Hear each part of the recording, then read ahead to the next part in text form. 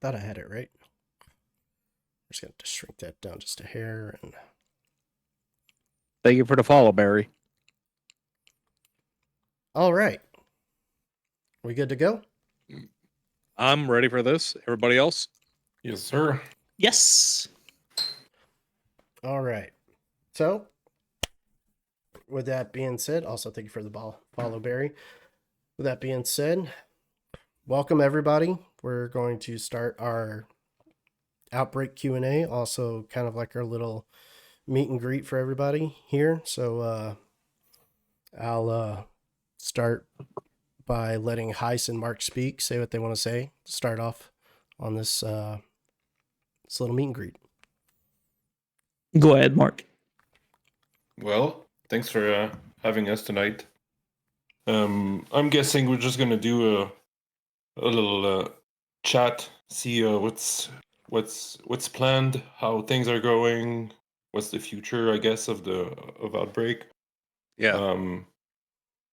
Really open to just answering questions and maybe hint what's coming in the near future.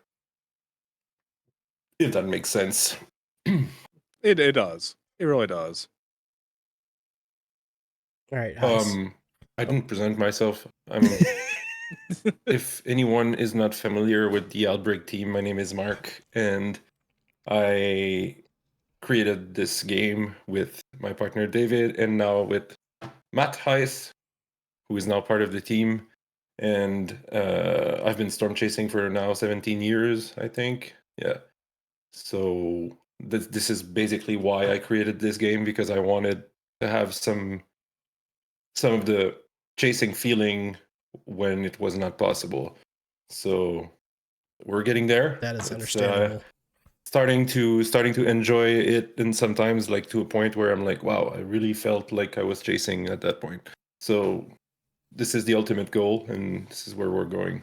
So I'll leave the next step to Matt. Yeah. On my side, I joined the team 7 months ago now, 7 or 8 months.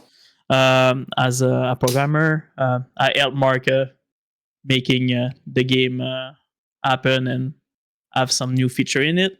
It's really fun. I'm glad to be able to work on that project. I have been in the game industry for a little more than 5 years now, so I try to bring that knowledge to Outbreak and make it a better game.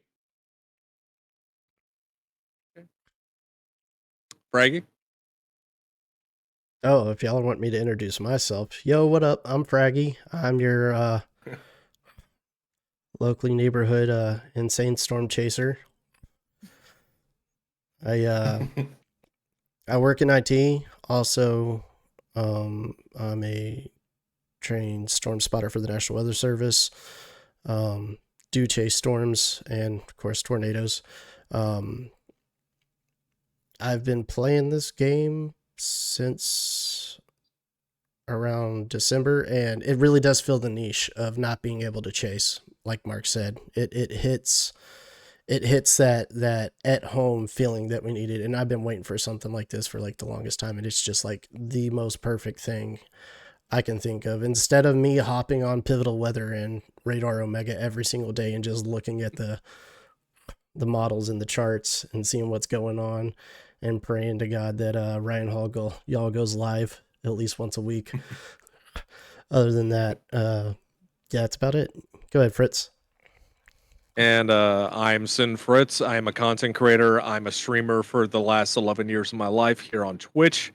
I've been playing the Outbreak game since September of last year. I want to say the second week of September. And to Marc, to Hice, to David, and everybody else that's working this game, thank you guys so much for actually making this game, because this is something I've thought about for like the last 5 years of my life. Like, why isn't there a Storm Chaser game? That's an untapped market. There's some things that can be created that can end up in other video games if someone made it. So thank you from the bottom of my heart. I mean that. As someone who wanted to be a Storm Chaser when they were a kid, I'm glad you guys are out there doing what you do. So thank you to Fraggy and of course to you, Mark, for risking your lives to get the warnings out and chase those storms and study them so we can actually get better warning systems for everybody. Thank you. Appreciate it. Did you guys have a plan as to? Did you have already a bunch of questions you wanted to ask, or should we Yeah, just go wild? I pretty much went around to everybody in the Discord and started asking, hey, is there any questions you want to ask Mark and Hice about? So I've got a couple. I'll start off. The big one, the ones that I'd definitely start with is performance. I mean, I personally love the game, and I don't think that there's a lot to be done. But even with a 4080 graphics card, I've noticed some giant lag spikes when it's raining and you're trying to turn. That's just adding more clutter to the screen, which is going to cause that to happen regardless. Yeah. But it was brought to my attention, this one by Bad Guy, wanted to know, is there going to be any optimization as we move forward with the game?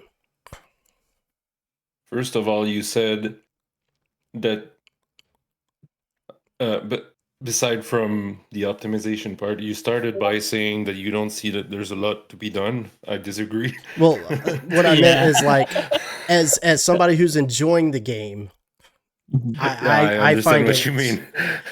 As somebody who enjoys the game right now, I'm thoroughly enjoying it, and it's hard to see. Like, I don't want to say there's so much potential because it's already so good. Like, the bar's already set so high for me for this game. Mm-hmm. Yeah, I don't know. I got what you were saying. I was just making a little joke about we've got a lot on our plates. Optimization is far from being where we want it to be. Basically, we have like the reason why there haven't been any upgrades visually on anything that is cloud or tornado related is because they are working full time since release on optimizing this stuff, and we've had many rounds of that team sending us a version to try where it's like, okay, I think we got it, and then we try it, we find some things that break other stuff, and then they go back to work. So it's a constant back and forth, and now they're 2% in that team instead of 1. Well, there's always their team working, but like in we don't even know, we don't see everything they do, but I know they have plenty of resources. But really, like the people working full time for OUTBRK on anything that is rendering related, now we doubled the manpower, and already just last week we've seen enormous progress. I've been testing some of this stuff, found a little bit more visual issues that I was like, oh, I cannot release it with that visual bug there, but they're like, okay, I think we can fix it by next week. So it's going to be like that now for probably a couple of weeks, but I suspect we can. So basically what we're aiming for right now is, when you put the cloud downsampling all the way to the top and the game looks pretty much terrible, we want it to be even higher, like to be able to put it like at 4 if we wanted, but without having all the visual artifacts like the blue stuff around trees, or some like the whole game looking like it's pixelated, or there's like heavy aliasing. So all of that is going to be fixed by that specific thing they're working on for months now. And then as soon as this drops, this means we start the tornado work. We start a lot of cool things. So yeah, and also David's working on visually upgrading the world, right? You've probably seen it in our newsletter. But that also comes with very like hard work on making sure that every single asset that's going to be used in the world will be optimized. So this is basically like everything's going to look better, but it's also going to be way more optimized so that everything that gets loaded in and unloaded will be much faster. So that's the goal right now. Because what we did, like when we released the game, we needed like our first version of the world, and we had very limited resources. So that's why some of the stuff are not as optimized that we would have wanted them to be. So that's basically what happened, and that's why right now we have more resources and we can fix everything basically. So it takes time because we're still not a super big studio with 20 people working at the same time. And most people are external people, you know, that are working on contract or like when they have time, and so that's that makes it obviously hard work and needs patience. Which is fully understandable because as an independent studio and as a game developer, games are not easy to make. They could take years, for between 5 to 10, depending on what you're making. So I gotta ask though, going back to the beginning of the game, looking at what you wanted to do, you had like a few options for game engines out there on the market. What was the reason you guys decided, okay, we're gonna go with Unity for this game? There were many reasons for me, and some of them were the accessibility to tools, to the community that was quite big, to the way it was easy to extend the engine. I know that Matt would probably disagree on some points when I'm going to say that for me, Unreal is like, Unity is like Unreal without the Instagram filter. So you have to create the Instagram filter yourself. So it's probably harder work to make it look good, but it doesn't mean it's not possible. It's just not looking good right off the bat when you start. And even then, there's so many crappy games made with Unity where people don't even buy the license. So the first thing you're going to see is made with Unity. And obviously, after a couple games like that, you're going to see made with Unity and be like, oh, this is going to be janky, right?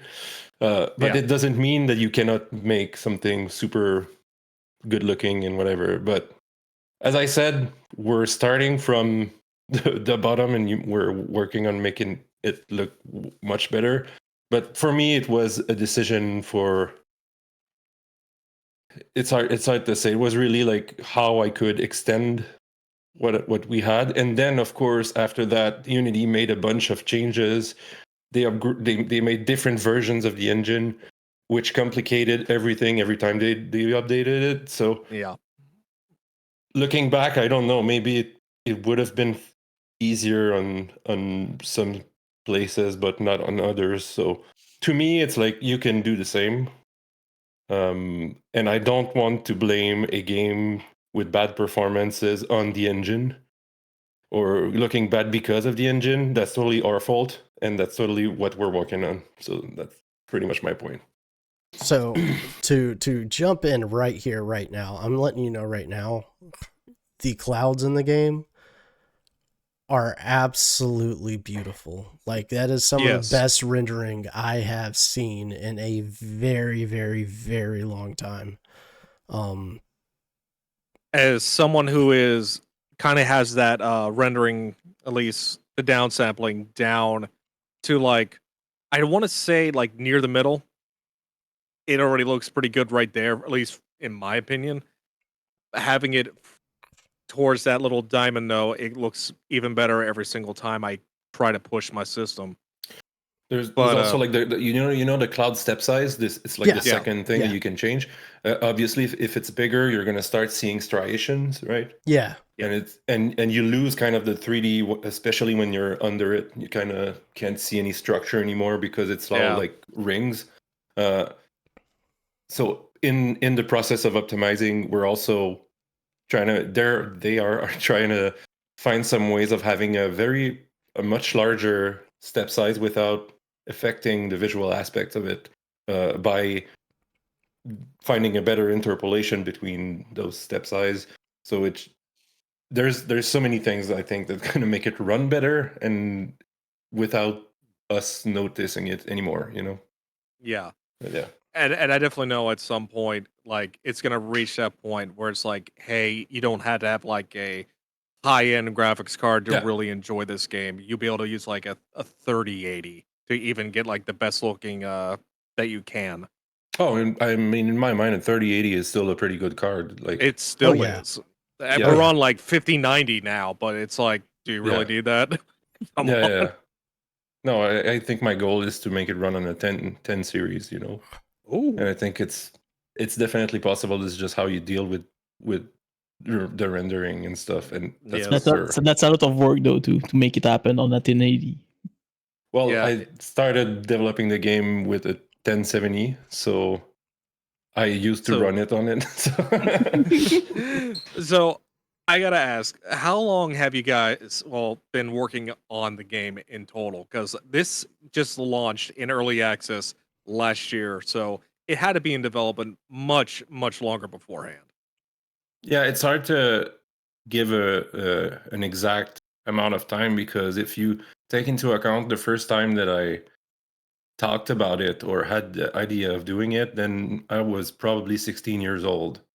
So does that mean that I've been developing Outbreak for, not gonna say my age, you know? So if I was to say like the amount of years where we've really been working like super hard towards this goal of releasing the game like last year, I would say probably 4 years before that. And that's 4 years where every night after my regular job, I was working on Outbreak, and most of my weekends for 4 years.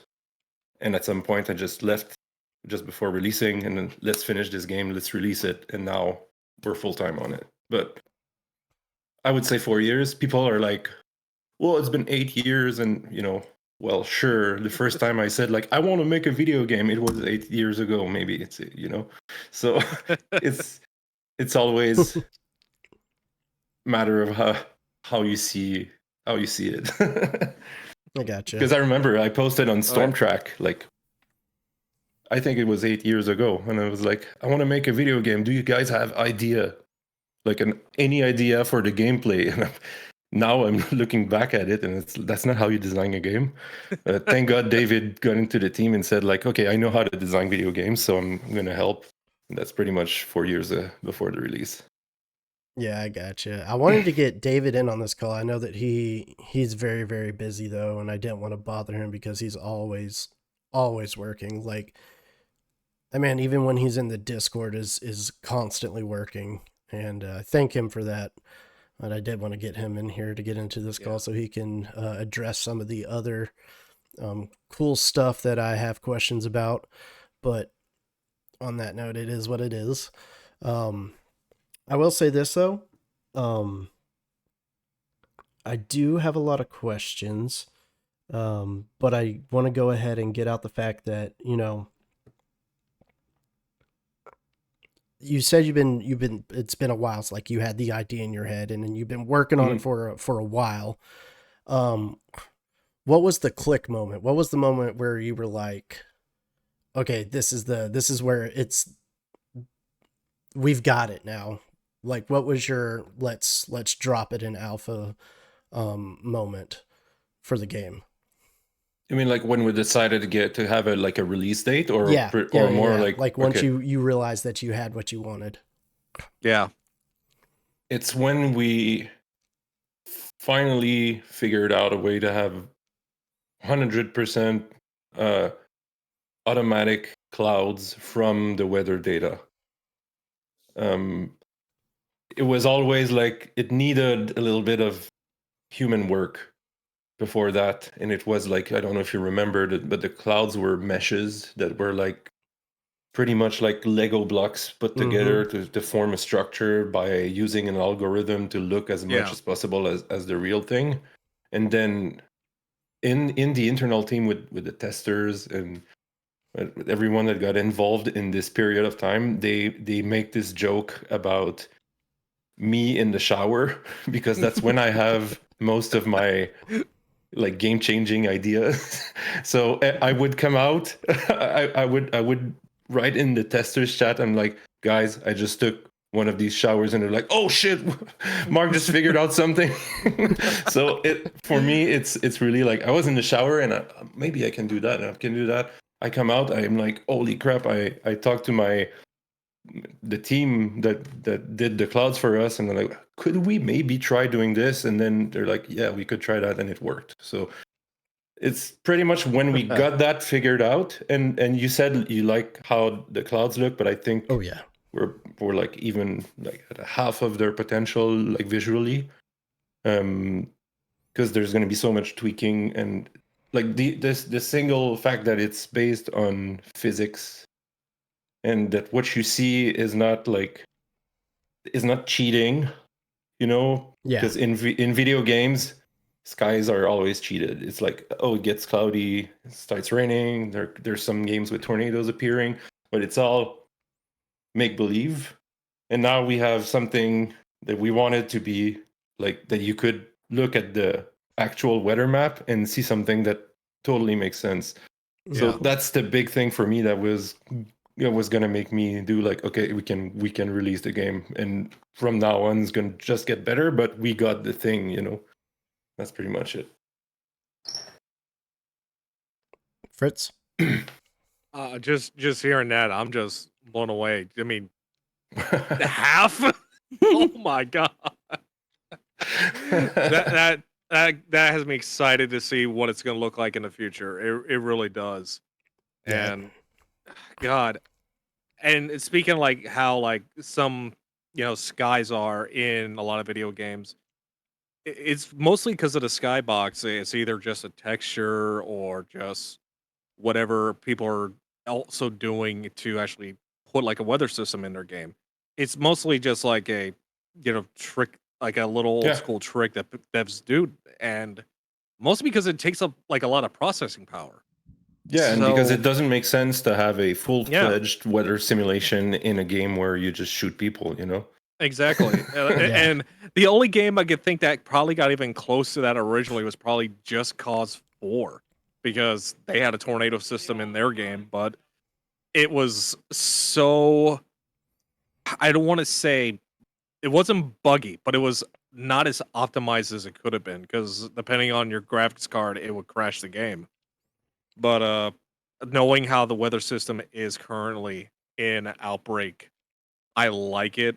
It makes me excited for the future of the game. It makes me want to see all these different types of tornadoes, because everybody already says, "Oh, we can't wait to see the wedge. Where's the wedge tornado?"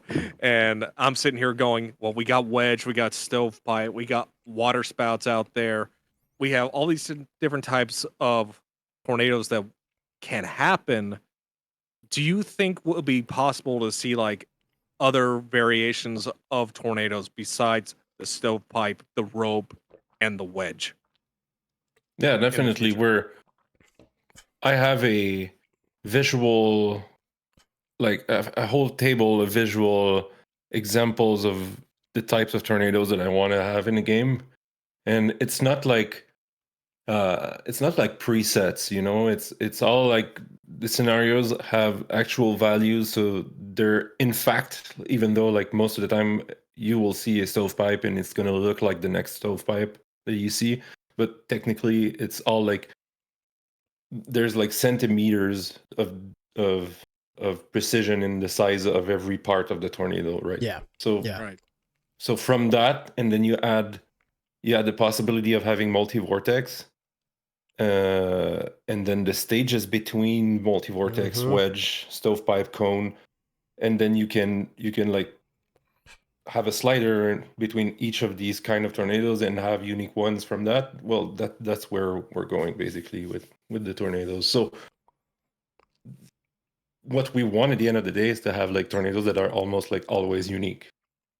Obviously, there's a tons of tornadoes in real life that also look like another one, but Yeah. still, yeah. All right, Heist, this is a question for you. Yes.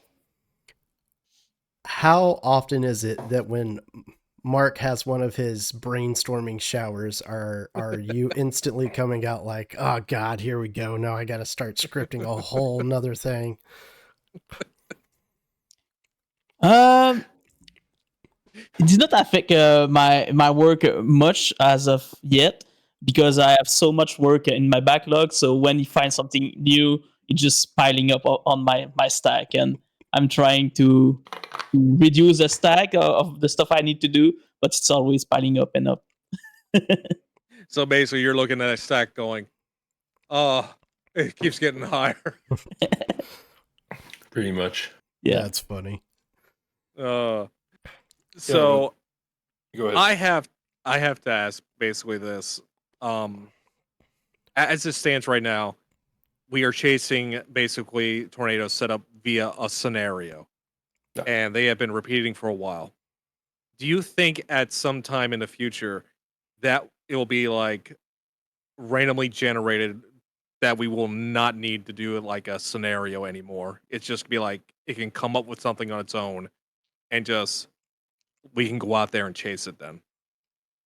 So this is probably the most negative part of having actual weather data based systems simulations, is that it's gonna have to be reading some high definition data that no like household computer can Yeah. would be able to process in real time with a good FPS, right?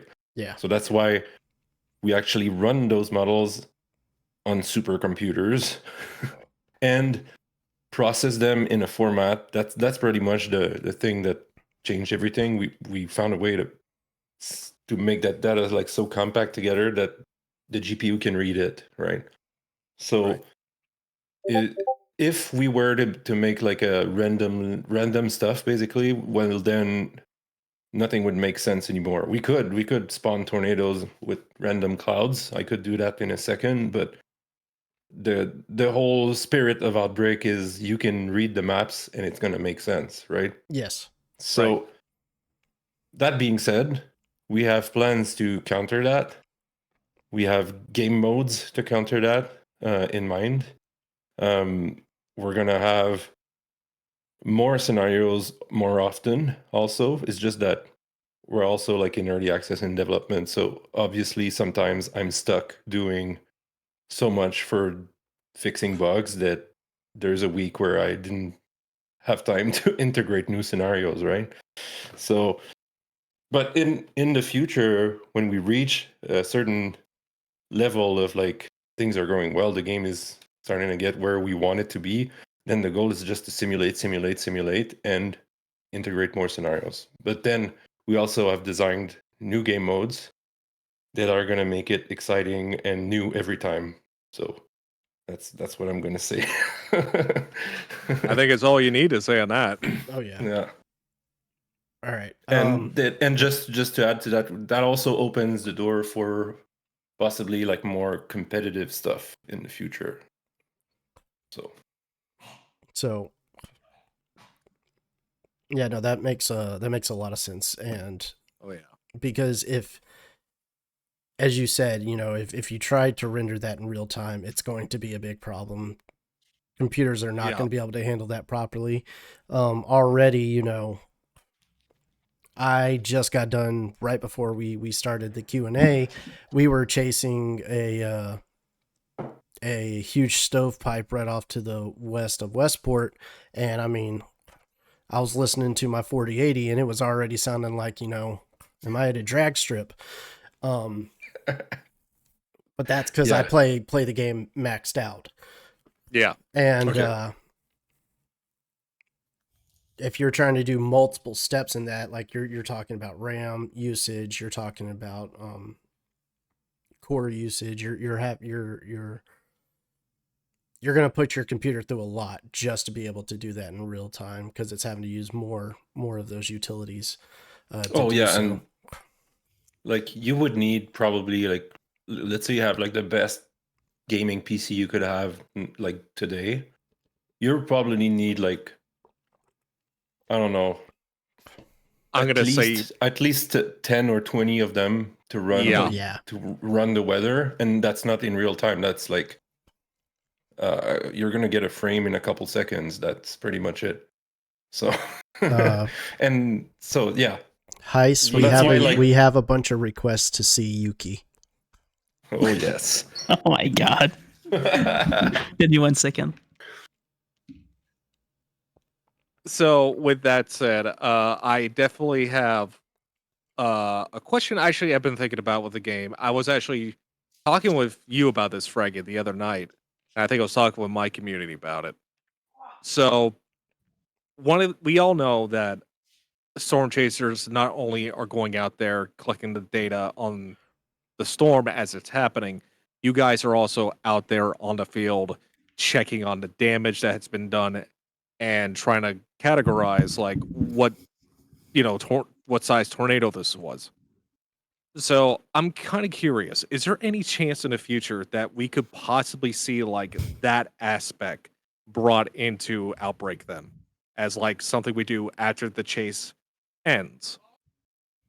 I could see it as possibly like a second, another game mode or a bonus game mode that you could probably do after. But to us, like to me, it's something that needs design. We cannot just say we're gonna do this. It needs to make sense. Like, are we gonna make points for that from that, and then what does it change in a game loop in general?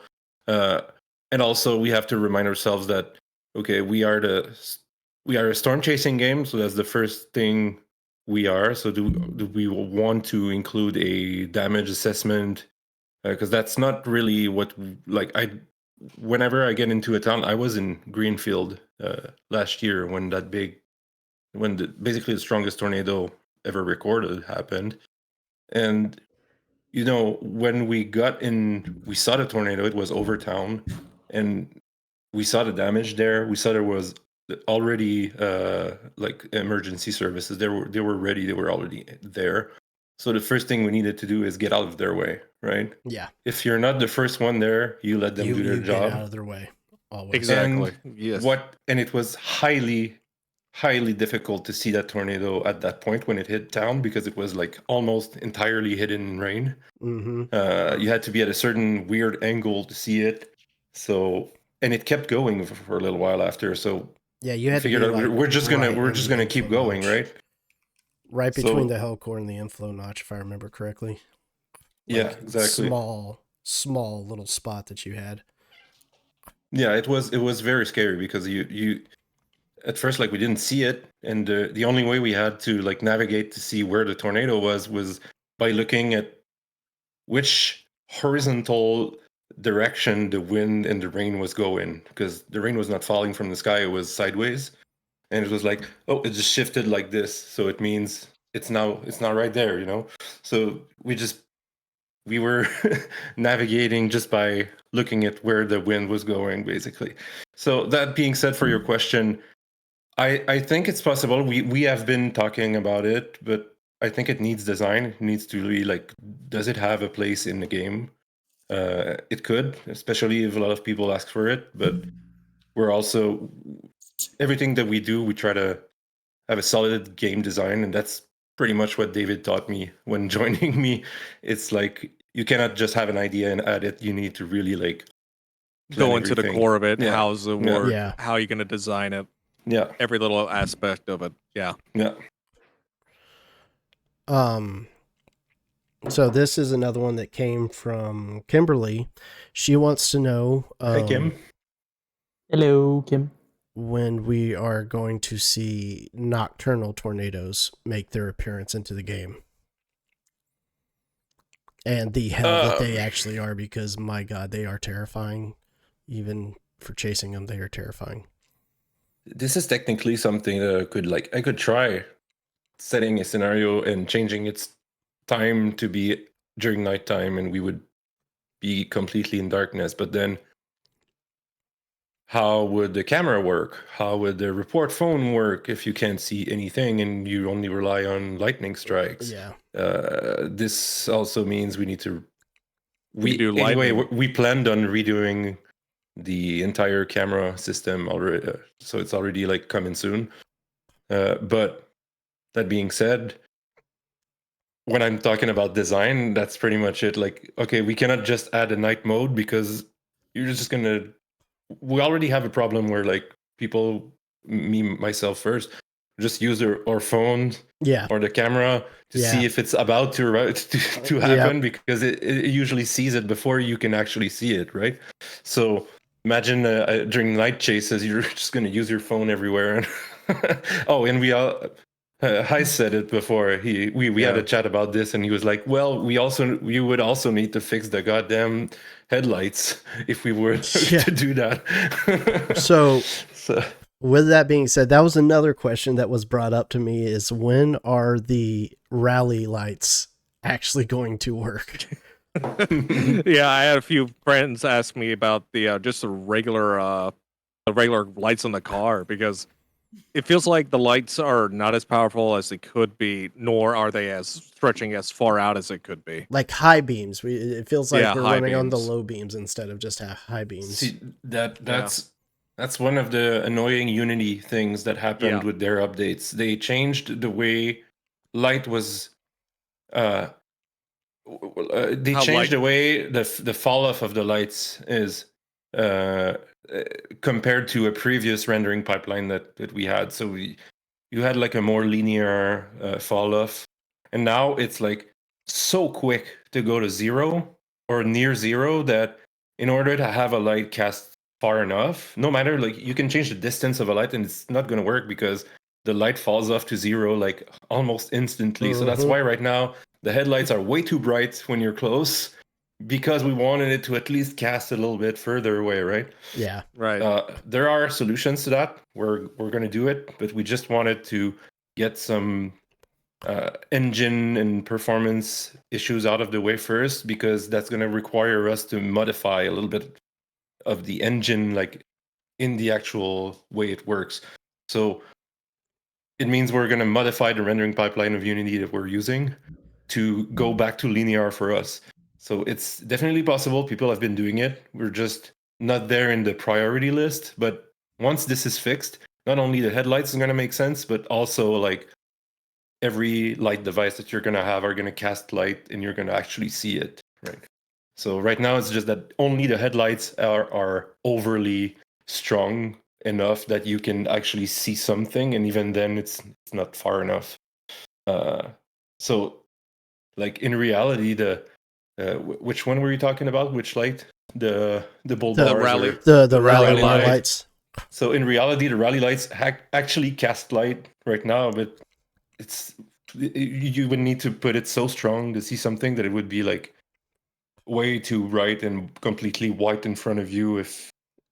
Anyway, we're fixing it, but we got some things to finish before we do that. Yeah, that's the short answer.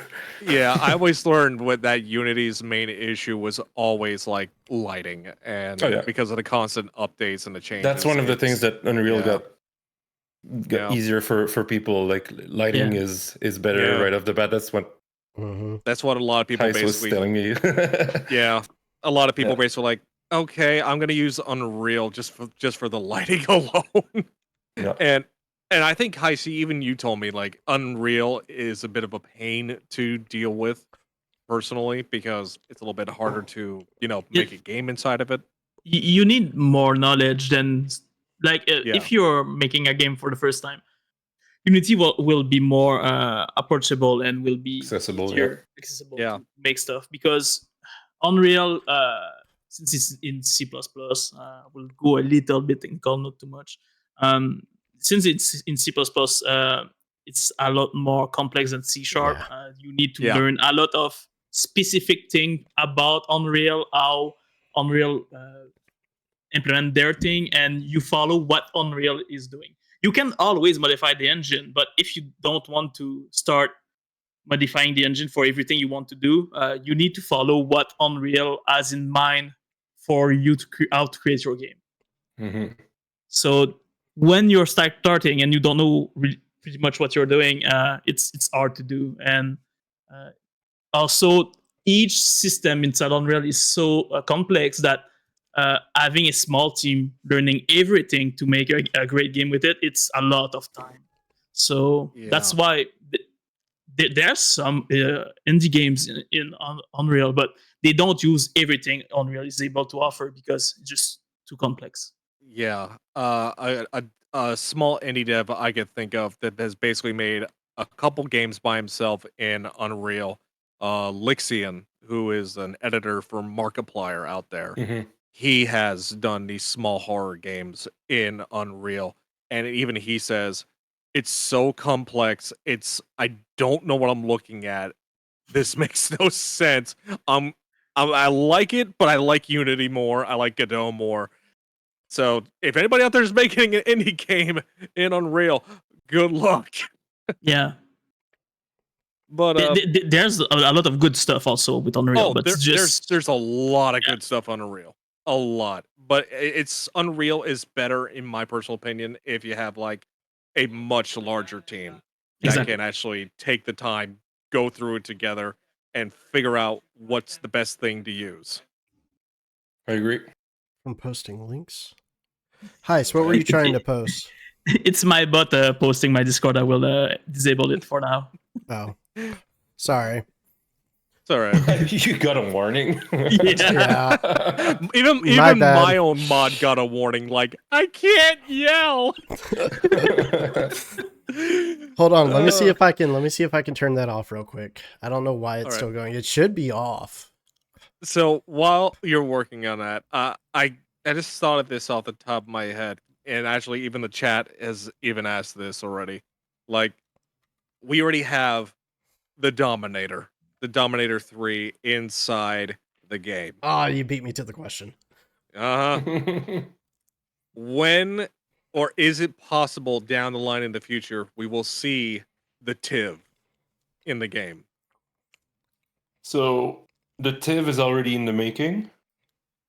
We have a modeler working on it, like actually as we speak. So when I usually answer when someone asks me, like when I confirm some feature and people ask us when, I usually answer yes, because that's as much That's as the I know. best response. That is literally the best response against somebody. Yeah. Literally.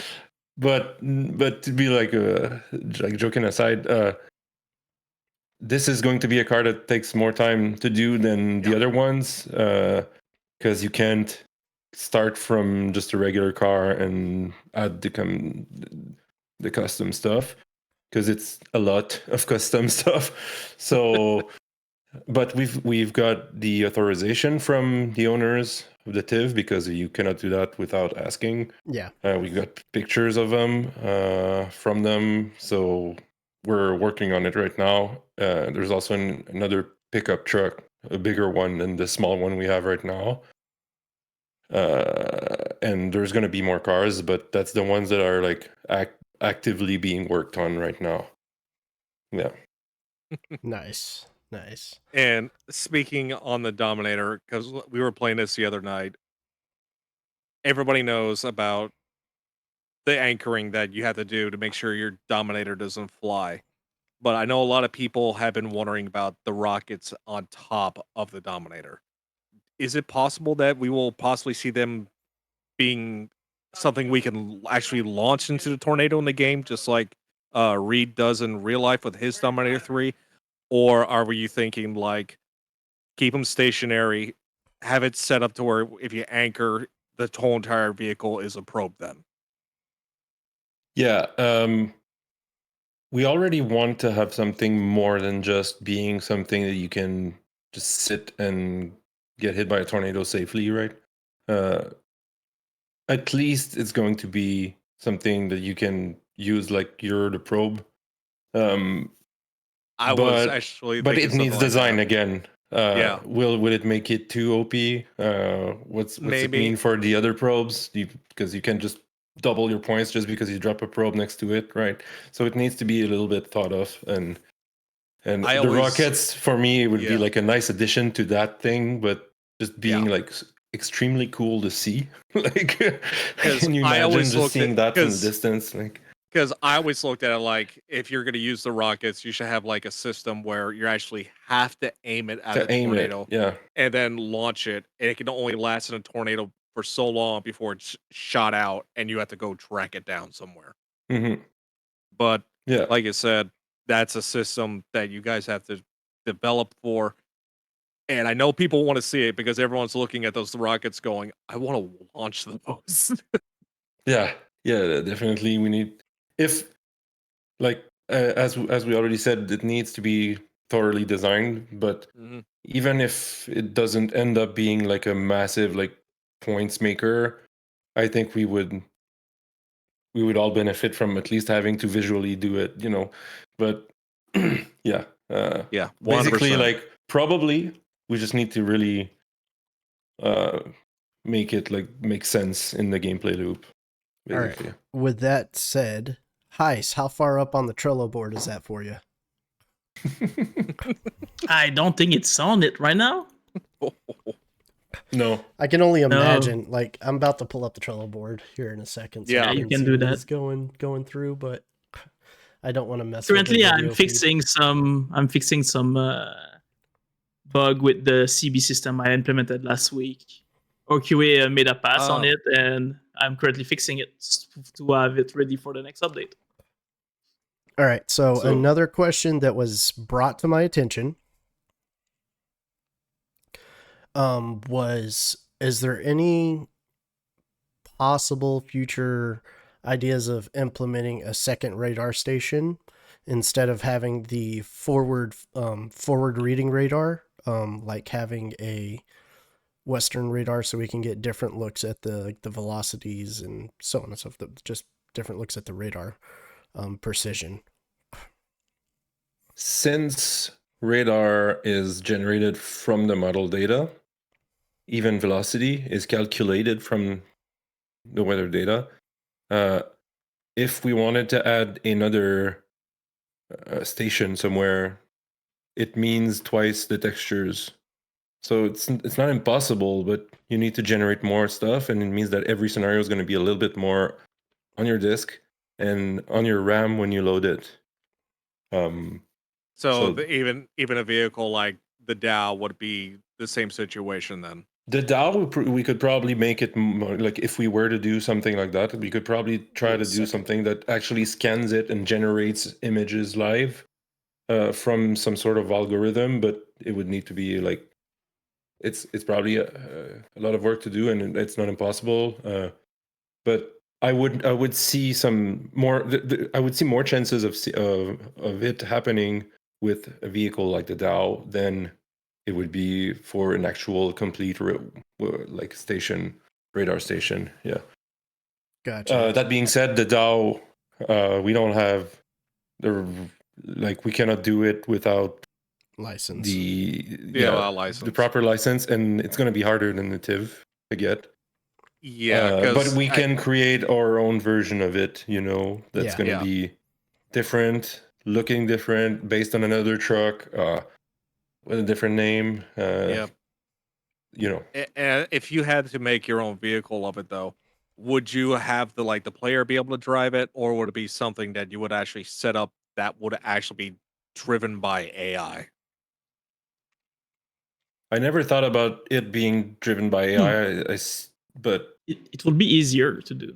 It would be easier for sure. It would be like something that just happens in the world, you know, because we plan on adding AI traffic at some point. It's going to make everyone's life harder because there's always going to be that old guy driving in the middle of the road. Like, get out of here, you know? Another and that's probably going to be my luck of me bumping into that person, trying to get out of the way. And look, I'm a flag yet again. And then we could have some sort of AI DAO included in that, and there could be a system where players have say into where the DAO will go, you know, and there could be some stuff like that. But again, another thing where it needs design.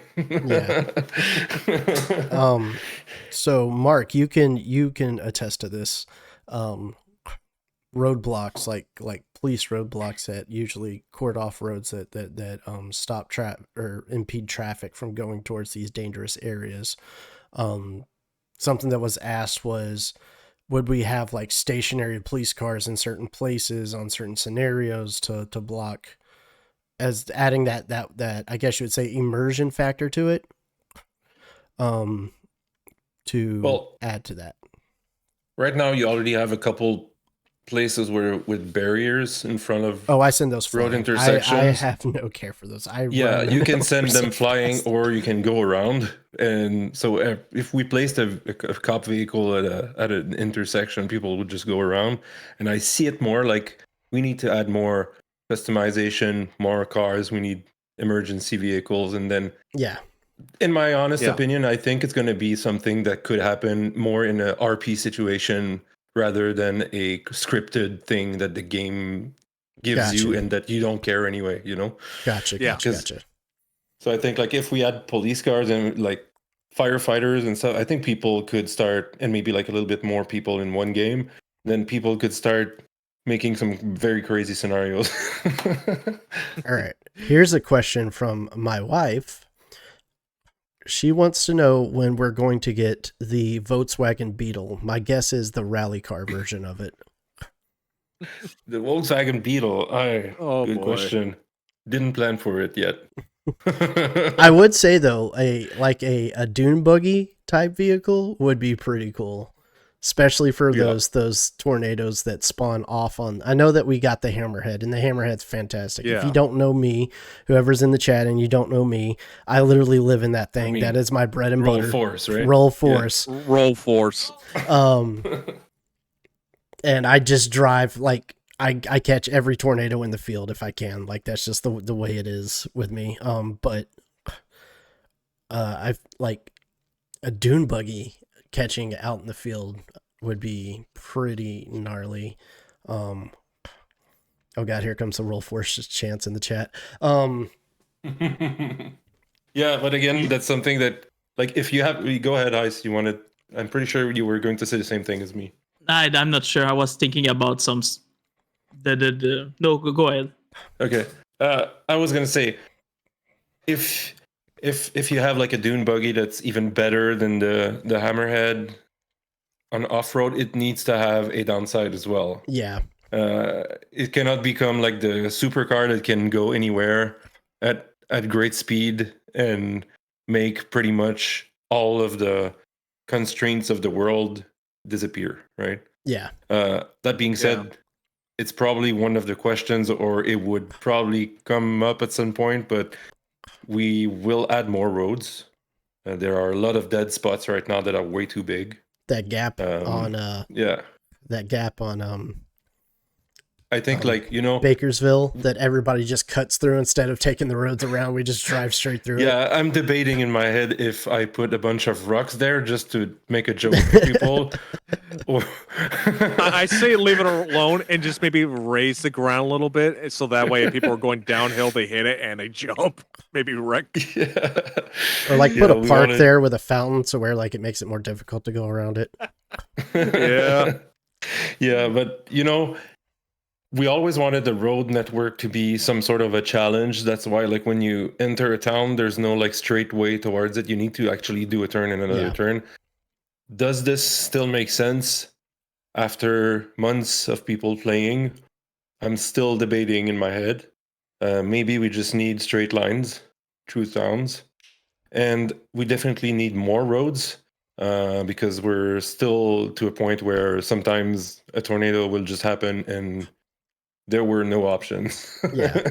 Well, I mean, that's So- where the Hammerhead comes into play, is being able to Yeah. make those off-road intercepts like we Yeah. we try to do.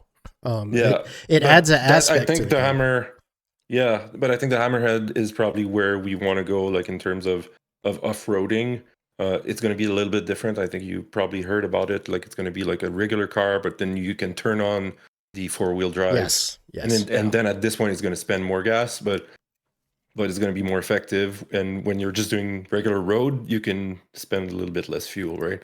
But if we were to add like even more off-roady vehicles, like we kind of would lose the point of having a road network that forces you to use it.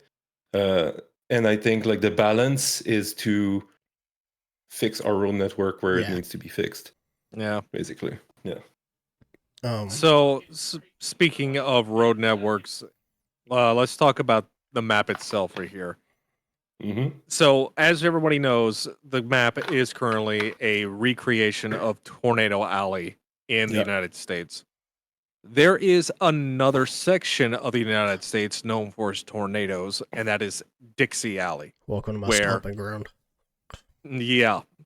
Is there any chance that you see in the future down the line that we could see like a second map that basically represents Dixie Alley instead of Tornado Alley? Well, to us, the eastern part of the map right now was our goal is to make it the Dixie Alley of the map. Okay. So that's why you have more mountains and more trees. yeah. But it's just Ah, not alright. visually accurate right now. Yeah, because when I look at the mountain area, I'm like, am I in Colorado? Right. Yeah. That's the first thing that comes to mind when you see those big mountains or, anything else. Well, 'Cause- I think like that's supposed to be like the foothills of the Appalachians, and where like if you think like northern Alabama, if you look back at some of the tornadoes, if you look at like Rainsville, that tornado had to climb like 5 separate foothills just to get to Rainsville before it did all of its damage. So I can understand that aspect of it for that view. But I will say this, if that's supposed to be Dixie Alley, there is a big old cornfield down there, and I'm just like, what is this, Nebraska? Yeah. Yeah, there's some work to do there, but it's part of David's current redoing of the whole look of the map. So it means a new trees as well, because we're using like basic trees that you can find in honestly a bunch of indie games made with Unity, even Unreal. The trees that are in the game right now, They're all pine, aren't they? I've been playing some indie games like in early access recently, and I was like, oh shit, that's one of our trees, Yeah. And so now we have actual good assets that are going to be more like unique and that you won't see anywhere else, and look more like it's supposed to look in that area of the US that we're reproducing. I'm down with it. I'm down with that too. Another question that I saw was, let me scroll back up. It was from Pancakes, and they said, when is Hella City? Is it Hella City? Hella City coming to the game? That was from Pancakes, I believe. Yeah, They're I probably believe- talking about the updraft helicity. Yeah. Well, it's technically in game, just not accessible to users, so it could be quite easy to make it accessible. Gotcha. Sorry, I don't know what I was reading. I'm trying to read all these like all in one go, and trying to like make notes of which ones I can ask once we get done with one subject and we're ready to bounce to another one. So are we planning on doing anything with photographs or sounding? Yeah. Or any type of Right now we focused on only having the basics. With what you have on the maps right now, if you're really good at, if you've been chasing for a long time like I have, I see the photographs just by scrolling through the layers. I'm like, okay, layers, this does that, Yeah. Being able to find your slinky pretty easy. Yeah. But then you don't see the thermo, you don't see a lot of stuff. But I want it to be available at some point, but I'm still it's probably I'm probably like 2 or 3 showers away from finding how I'm gonna do it. And it's probably gonna be something like I'm not sure I'm gonna be able to do like you click somewhere and you get a sounding just like in bottled water and stuff like that, because it would require your computer to work really hard when everything we're trying to do is to make it work less hard. So it's probably going to be like a bunch of, maybe like everywhere where there's a station with surface data, you could probably get a sounding there, Gotcha. Yeah. The meso weather stations that you have set up across the map where that correlate to your surface level readings. Mm-hmm. So Oh, we got a question here from Quite Mystic. They're wondering if the video cameras that we have in our vehicles will be functional for us to use, say for like the princess passenger when they are with us. We have had some discussions about it. It's not 100% designed, like it's not ready to implement by Matt just now, but probably going to be something that going to keep the passenger, especially the shotgun one, busy when a chase is going on. So it's going to be like the first passenger camera that you can probably do something to make extra points for whoever's in the vehicle or something. It's still, I'm saying way too many things right now that are not confirmed or like totally designed, but that's where we're aiming for. Yeah. Gotcha. Also, one thing I will add to would like to add is currently a lot of things for the co-pilot is being added, and the princess in the back seat has not much to do. We will want to have some stuff for those players also, so they just don't just sit there doing nothing. I'm just gonna say, as just a random thing, don't have to agree with it or not, or even implement it as an idea. But maybe like the fourth person could have the auxiliary cable. They could control the music for the game.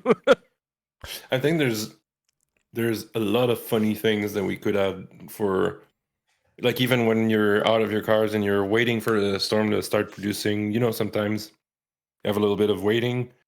And then what if you got the special emote that allows you to drop a ball on the floor and start playing, Yeah. some Right. random stuff, funny stuff like that. So I'm just saying, we It's need to all- be able to play cornhole while we're waiting the 15 minutes for the tornado to cook off. I'm just saying. Let me toss some beanbags like we Hey, do. look, hey, or it'd be like, hey, we're over in Bridgetown. Hey, look, there's the soccer field. We can go down there and play soccer for a little bit while we're waiting. Yeah. The first time I saw that soccer field, I said to Mark, "Hey, we need to add a ball in the middle of it." Yep. Playing Gotta Rocket do League in the tornado chasing simulator. A big like a beach ball. Exactly. Yeah, do something like that. Can you guys give me just 1 minute? I'll Yeah, be yeah, right you're back. fine. All right, so Hice, this is a question for you. When it comes to the scripting and coding side of it, how long does it usually take for you from when you get an idea from Mark to start piecing it together, like piecing the puzzle together the way you want to? Depends on the what the task is. If, for example, I'm showing something recent for the CB for the vehicle, Yeah. A lot of things was already ready because we are already using the voice in game. So I was just like, in terms of time, maybe 10% was planning what I will be doing. 20% is the implementation, and 70% of the rest of the time is back and forth with QA to fix weird issue that I did not thought or stuff like that. Because there's always queue time. Like when you fix something, you need to wait some time to the QA to do their test, and it's coming back and stuff like that. So those is what takes the most time. I can do other things at the same time, but that's what is taking the most time of implementing a new feature is the QA testing. That's really, really long. It takes so much time to make something not buggy for all the player to play with. Gotcha. Yeah, and we got some pretty good QA, so they Yeah. find bugs, and to a point where sometimes Matt and I meet every morning to work, and we're like, don't look at Trello. Oh no, they found 20 more bugs last night. Fuck. Yeah, I feel How bad can they because do I feel like I've definitely unfortunately added some numbers to that. So I'm also looking at the early access development timeline that we have put out. We're still following that, correct? Right. All right. So are we as he was talking about the CB and radio in the vehicles. I think you were saying something the other day about even the passenger princess being able to control the CB as Yep. well. Yes. So, yeah, go ahead. The passenger princess will be able to change channel. It will all person in the car will be on the same channel. The driver and co-pilot will be able to change it for everybody in the car. And if you exit a car and go in another car, you will join the channel of the car you're going into. So all the channel will coexist in the game at the same time. There will be 5 different channels for the radio. There's a nice sound effect, CB sound effect over the voice. That's about it.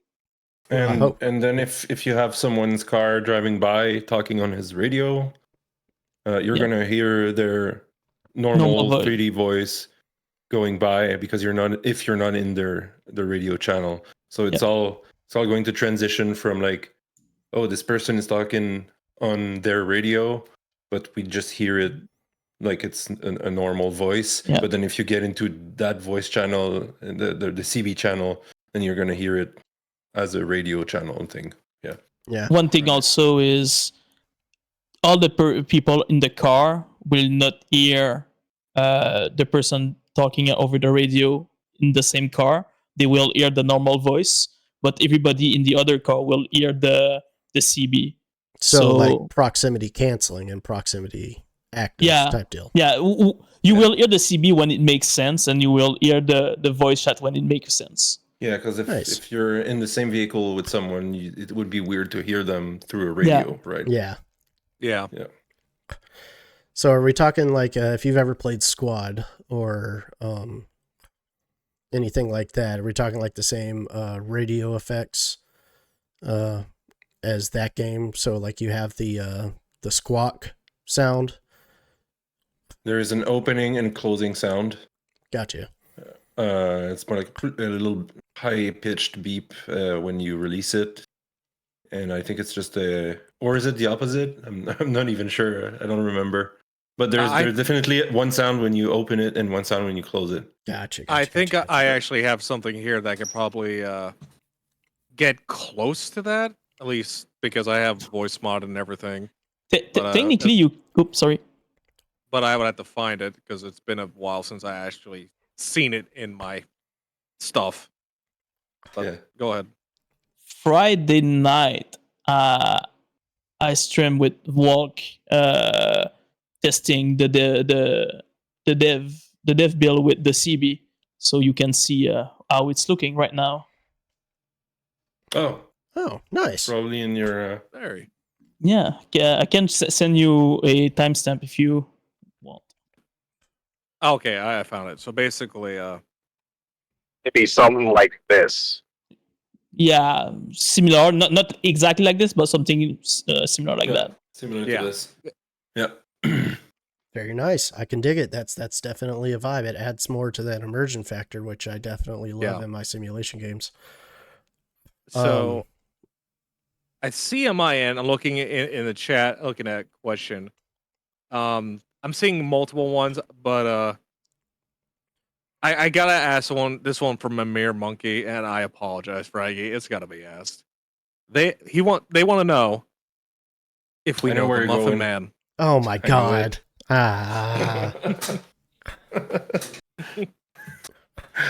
Always. Do you know the Muffin Man? Muffin Man? The Muffin Man! Yeah, sorry. That's a running gag right now. Yeah, I heard it a couple times. But from Lucy Pancakes, they want to know, will there be additional measurements that we can take in the game in the future, like photographing lightning or measuring hail, for examples? There is a system in the background that already allows for detecting hail in your field of view. So it's always been in the back of our heads. In some early testing versions, you could report hail there's definitely going to be more stuff, probably reportable at some point, especially with damage. But I think it's going to be tied to the camera revamp that we're working on. That's going to make everything more interactive. First off, I think everyone's going to be happy to see the photo too similar disappear from the game. Yeah. So it's been like David is doing a lot of work when it's time to design something, and it was like my number one priority that I kept telling him I want that thing out of the game. I think a lot of players would be happy to see that part gone because Yeah. it takes too long to try to capture a photo of the tornado as it's moving, especially after you take one, you get the first one, and it tells you right away, oh, photo too similar, move to a different place or wait, and Yeah, it and gets right annoying. now the game is more like the probe is the main gameplay, and then you drop your probe, you do photo report, and then you're good for a while. And Yeah. then as soon as you can, you photo report again, and then take your probe and repeat, right? Yeah. But we want the camera to be an entire new gameplay system that's gonna make it like even if you start knowing every goddamn scenario by heart, it's gonna get a lot more difficult to max them and get the most out of it, because now you're gonna have a big old checklist to Don't tempt me with a good time. Don't tempt me with a good time. You're speaking right to my heart right now. Same. So somebody wants to know, I actually have two questions for you. A, this is from Miss V, and Kimberly. Hey, Ms. V. When are we getting the giant donut shop that the giant donut on top gets taken by the tornado and rolls down the road? Yes. Yes. Okay. Yes. All right. So, speaking on buildings, there's already a couple in the game. One of them that caught my eye was Mesomart. In the future, will we actually be able to go into these stores, like buy extra pieces of equipment for on the road, like an extra probe or something? Like spin Yes. wheels for a busted tire or something. Yeah, definitely possible. Still needs confirmation to say it 100% yes. I'm pushing for it. Or as Jaws said in the chat, or buy like a gas can. Just have like backup gas in case your car gets stranded on the road because you ran out of gas and you're too far from the gas station. What I'm seeing as the first thing probably going to happen is if we remove that annoying photo to similar thing and we have a whole lot of things to take pictures of, you're going to run out of pictures at some point and want to go at some places to get some more. So Yeah. I think it's great to have like more interaction within a chase. So yeah, definitely something that's going to be possible. After that, like gas, maybe. In my honest opinion, I don't think that gas is too much of a problem right now. Like if you run out of gas, it's kind of your fault. And You're not wrong. I've run You're out not of gas. wrong on Okay, that. I'm saying that, but I ran out of gas a couple times. But it was my fault. At least we're lucky enough to like if we run out of gas and we're just coasting and we're lucky enough to get to a gas station that we don't have to pay for anything, then it's a lucky mechanic to actually have there. I'm grateful for that. Same. Yeah, Same. well, I've wait had that until we happen fix it. way too many Wait times. until we Don't fix it. fix Don't. Don't. Come on, don't do that to us. At least it's kind of hard to exploit because you gotta run out of gas in the first place. So Yeah. I will say, I say this is just off the top of my head as maybe an achievement for Steam. Like, if it happens 3 times, you get an achievement that you're able to like. You're bad on gas or something. Call it something like that. So like, what is it? The wall of the wall of shame types. yeah. The wall of shame We achievement. could have a leaderboard for like most points, but also a leaderboard for like most run out of gas moment. Yeah, 3 times. You're bad at this, aren't you? You're not good at this mid-max thing, are ya? Don't make that a thing, though, because the amount of times that I cause damage to my own vehicle, I would be at the bottom of, I don't know, I would be at the top of that leaderboard. Oh, there you go. Achievement title: Gassed Out. Gassed Yes. out. Nice. But yeah, there. Oh, But the man. design-wise, those type of achievements are just annoying. Like it's not something you want to achieve. There are completionists out there. They'll look at it and be like, I'll do it. Yeah. Yeah. But I mean, like, you Reminds already me have an of- achievement for, like, your window getting busted in because you Yeah, decide to be a remember core puncher. I remember seeing someone say that it was way too hard to get that achievement. And then I jumped in game and got my window busted right away. I had a similar situation. Like, I didn't even think you guys had to like set up for that for your vehicle to take damage on the windshield, because I wasn't seeing anything happening to like the hood of the vehicles getting dented or anything from hail. But then I start seeing the cracks, and I'm just like, oh, that's a problem. And Yeah, we used to have the dents on the vehicle as well, but it was causing a lot of issues with physics and and then when you have a license for a vehicle in a game, yeah, you can't really. you cannot destroy it because they don't yeah. like that. Yeah. So Yeah, companies gotta don't be like careful. that at all. You can break Yeah. the window because it's not their fault, but Yeah. if you break let's say car, we it don't have becomes Volkswagen, yeah. but if we break a Volkswagen, they might not like it. Volkswagen Yeah. will come to you and be like, "Hey, what'd you do to our vehicle?" Which is why it's Yeah. the Hammerhead and not the Wrangler. Yeah, which Yeah, makes me happy.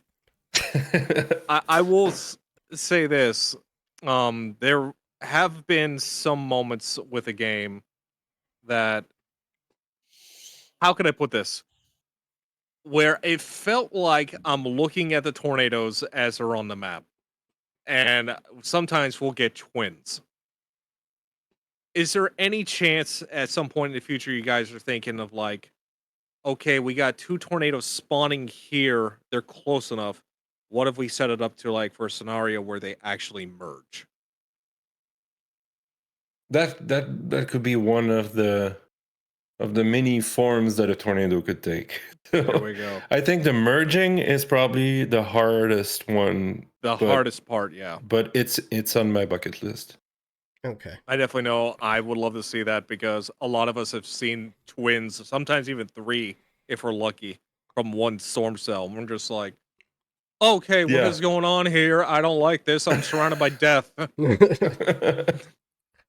Yep. No, that's when me and Mark, like the people who kind of, I'm not gonna say we're like pros or experts at it. We're just like, oh yeah, now it's all come together, because we Pretty know much. one of these is gonna die out at some point, and it's usually gonna be the occluding storm cell Yeah. tornado. And I can already tell, like, with some of the scenarios, just having like the multiple vortexes on the ground, it is a little harder on the PCs currently because it's still early access. We're still waiting to see optimization on the world, which it will happen. I know it will. Yep. But yeah, it's something I know a lot of people would love to see. Everyone is looking forward to seeing, and of course everything else. Jaws has a quick thing here. I heard a rumor that probes were going to eventually do different things. Is that true, or will they always be cosmetic? They will do different things. There's gonna be better probes than other ones.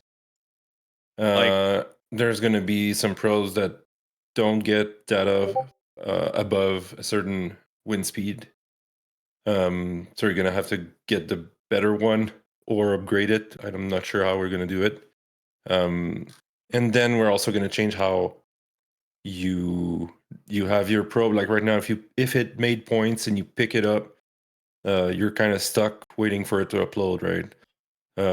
What we're gonna do is also like you can take it if you needed to move it, even though you made like 2K or something, but you want to move it right away and go in front of it again and place it.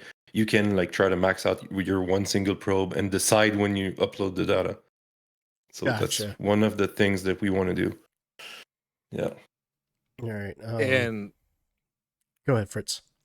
I was gonna say, just knowing that, I can just picture like some of the scenarios I'd be stuck in dealing with a tornado where I'd be able to use that better to my advantage. So I'm definitely gonna be looking forward to that when time comes and it actually gets implemented into the game. Yeah, I think it's going to be fun to upgrade that. Oh yeah. So, We go ahead. we have a question here in the chat. They want to know, when unusual scenario where tornado path is not like usual north to east or east to southeast, but something unique like the Jarrell tornado when the pathing is south southwest. The thing about that kind of setup is it usually happens with very specific setups in place, like outflow boundaries or storms interacting with each other. Wind shear's got to be practically Yeah, so reversed. I've tried, for example, simulating one of these in real life and didn't get the same result because the model didn't see that tiny thing that probably happened in real life, right? So, but that being said, we are now working with an actual scientist helping us increase the simulation resolution, but also make it more accurate and closer to what happened in reality. And that includes like they're gonna read like actual papers and try to improve the physics behind the model. So we're gonna have our own model made for recreating events in the most accurate way as possible. So I think that's going to help greatly to simulate that kind of stuff. We've had one scenario where a storm splitted and the left split started producing a anticyclonic tornado. There was a scenario with that. I'm not sure if it's there anymore. And I think most people went after the southern storm, which was the right split. Yeah. And they all saw a tornado there, but almost no one knew that there was an anticyclonic tornado on the north side of the map that occurred there. So there is some stuff that can happen already, but I think improving the resolution is going to change everything. Yeah. Agreed. And with that in mind, I think I even speak for everybody here. We'll probably see tornadoes finally be able to do those little loops that we know they are for when they're trying to change course on us. So I'm definitely looking forward to that. I definitely know a lot of people, myself included, would love to be able to chase down the 2.6 mile wide wedge that was El Reno to fully understand what happened with that tornado that day and how everything unfortunately went wrong for everybody.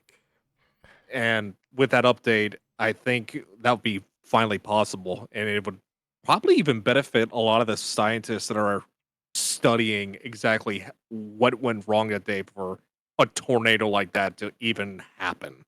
Yeah, if we get a simulation that allows us to have a accurate reproduction of the events that occurred, I think then we can start making a game mode where it's like case studies of real life events, and you're probably not gonna keep your points from the chases there because you can play it 20 repeatedly 30 times, but it's gonna be more like for us weather nerds that really want to relive that specific event. So and study it and try to understand it and basically prepare yourself, if you will, for like the next real life chase you're gonna do. Yeah. So this is a question that I had set in my head because I don't I understand that there's limitations to the game engine and all that stuff. Was there a possibility as we move forward to see stuff like wind rowing or ground scarring or you know, like even when we have multi-vortex tornadoes with those sub-vortices doing the loop-the-loops on the ground as it moves across? Is that an aspect that we could see moving forward, or is that just pretty much really difficult to do with the way that the game engine is set up? No, it's possible because of the way things are made right now. The paths of the tornadoes are something that the world can read when you load in a new tile when you're moving.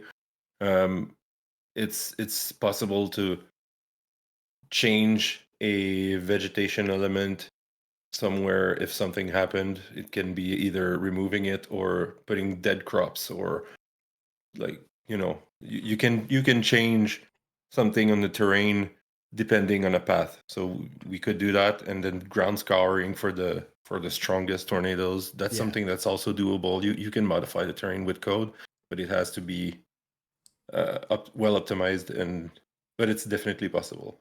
Yeah. Yeah, We're I think trying I was to. Yeah, go I ahead. think I was thinking to Fraggy about this like a couple nights ago when it came to ground scarring. Probably like the easiest way, at least with Unity, would be like, swapping a texture on the ground faster than going in there with the model and trying to carve out, the ground just because of a tornado basically carved out 2 feet IRL. Mhm. But it also depends on, I think, the engine itself as well, if it can Oh. handle it. I mean, rolling forks, because that's the one I was basing it off of. That was the nightmare There. that I had to deal with. Was the two, we had a 1 foot trench dug into the ground for almost 100 yards. Yeah, that's crazy. And it was a nightmare, just the amount of damage, not just to like structures and the environment, like not trees and stuff, but like to the ground itself, just absolutely obliterating everything in its path. We were seeing like micro pipes, so like small water pipes and stuff like that, just split from the ground up. Yeah, we have the tech behind what you see right now in the game to do that kind of stuff, and without even actually modifying the terrain. Uh, Maybe for the vegetation, but it's easier to do than carving the terrain. Where what we have right now is a super powerful shader that can do stuff like that. Like we could have a river of lava appear on the Yeah. terrain without actually modifying anything. So there's a lot of possibilities with just playing with a shader, and I think that's probably what we're gonna end up doing for ground scouring. Gotcha. Yeah, because that was my big question. Is like, you have these tornadoes that have, ground speeds of 278 miles per hour. All right, there's going to be some type of absolute destruction, like tearing the grass out of the ground type deal Yeah, going Yeah. along with that, or trees literally doing, as I said, windrowing, like just flattening out in a circular pattern. I think it's probably part of, in my head, it's part of probably like in the development process. It's going to be like at a point where we decide to make everything like effect wise look better, like everything else than the world normal, how it normally looks, or the clouds or the tornadoes. At some point I want to make the effects around it better. I want to hear the sandblast on your car when you're in heavy Yes. winds. I Yeah. want dirt on your windows where you can't see anything when you're inside a Especially- tornado, Especially when it's raining. Yeah. Like So when we that's get kind of stuff wedges, that we know yeah. how to do, but there's just more important stuff to Implementation. do right now. Yeah. Yeah. Like when we get Yeah. wedges, when that, the bear cage, you get overtaken by the bear cage and you just lose all visibility, like Right. completely. Like even the rain on the window, I think it looks cool. It's really immersive. The sound is good, but I want the heavy rain to impact more your driving experience. Like when it's raining super hard, when you're in like white pixels of reflectivity, you need to not be able to see anything, and and the wipers need to make a difference. So Yeah. Two things. Lucy Pancakes wanted to say I wanted to thank y'all so much for this game. I've been been following its development for years now, and I'm happy that this game exists. Thank you so much. Thanks for playing it, Lucy. And Miss V wants to ask about more character customization, because the frosted Didn't tips she are ask cool. you? Yeah. The frosted tips are cool on the character, but when it's completely dark outside because it's completely overcast and the dude's hair is literally glowing like fries Yes. when he's He looks like a Super Saiyan, if Yeah. you will. This Pretty is much. part of the. Now it's for the clouds team to fix that thing because shadows from weather is dealt with the cloud shader. It's actually linked, and it doesn't affect some transparent materials right now. So hair is like completely lit as if you were in the sun when you're in actual rain and darkness. So that's why you see that kind of weird looking stuff happen. Gotcha. So But yeah, it's planned. character But custom for character customization, we have an artist working for us. I have to say bump in her chat. You just reminded me to get some news. But working in a bunch of new items that's gonna like even at some point we also want to add more characters, but we're trying to have like a larger amount of specific items. Like even the cowboy boots, they were supposed to be working for men as well, and they don't right now. So there's many things that we want to add, and there's going to be some really funny ones, really unique ones, really just cool looking ones. But yeah, it's planned. We have someone working on it, but again, it's someone that we hire for it that does it when they have time. It's not like we cannot.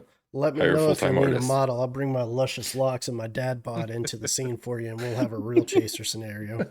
Because I ain't never, no, I ain't never seen a real chaser in my entire life that has like a fully regular, decked out buff body.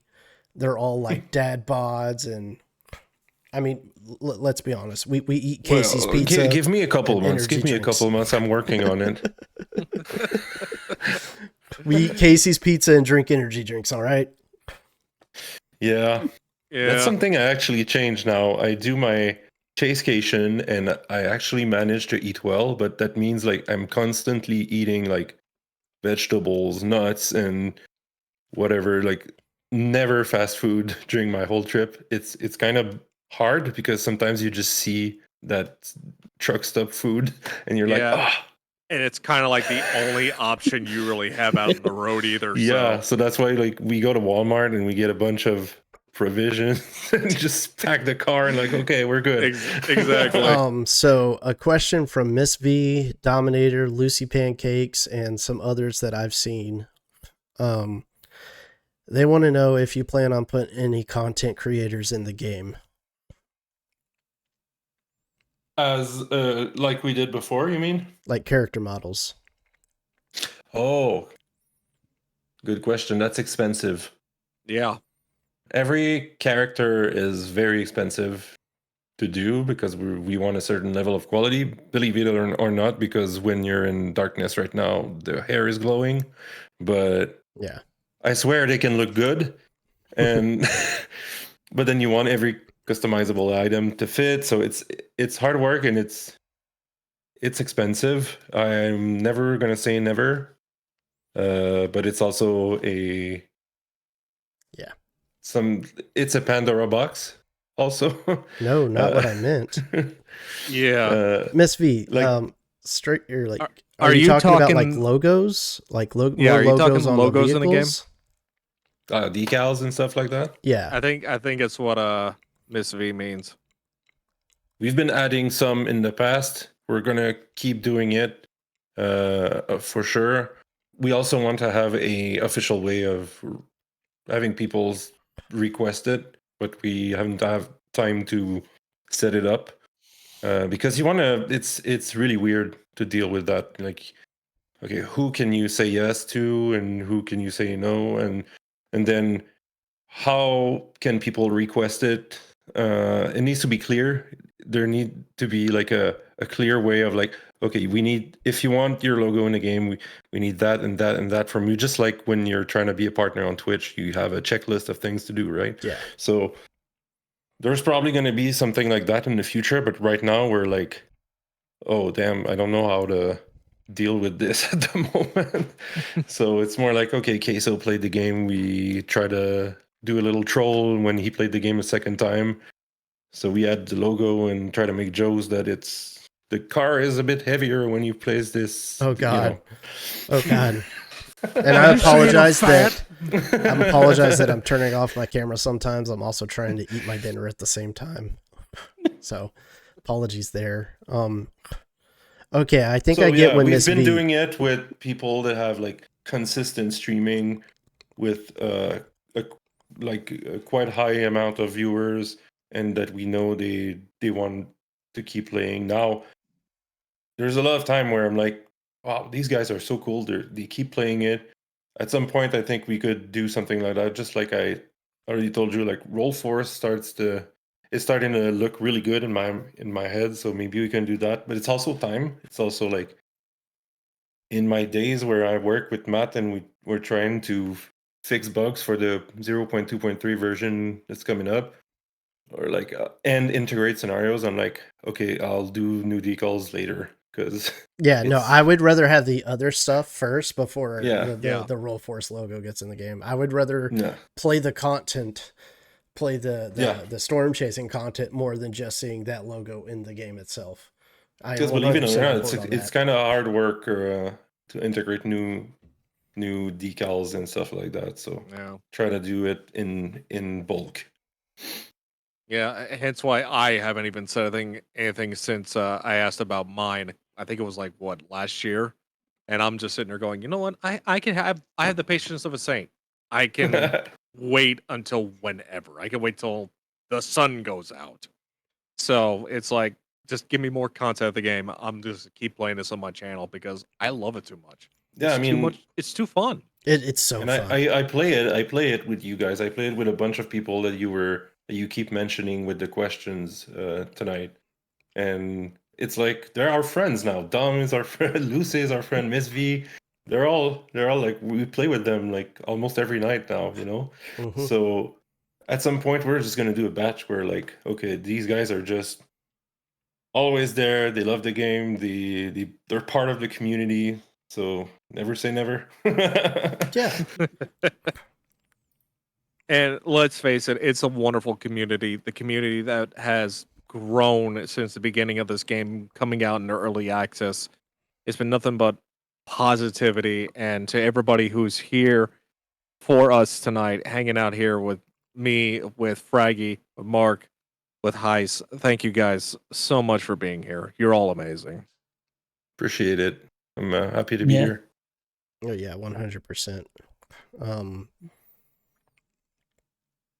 One of the things that I would, a question that's more for me as a weather weenie, as we get called sometimes, that I would like to ask is, with the tornadoes, are we going to see, as we've talked about multi-vortex tornadoes and wedges and stuff like that, are we going to start seeing more of those, like when the speed of a tornado picks up, like those front-leaning tornadoes that usually come with like the more higher wind speed, more damaging tornadoes? But I'm pretty sure Mark can attest to what I'm talking about. If you look back at the Greenfield Yeah. videos, if you look back at the Tuscaloosa, not like the Yeah. massive wedges, but like the huge stovepipe barrel Yeah, tornadoes that lean forward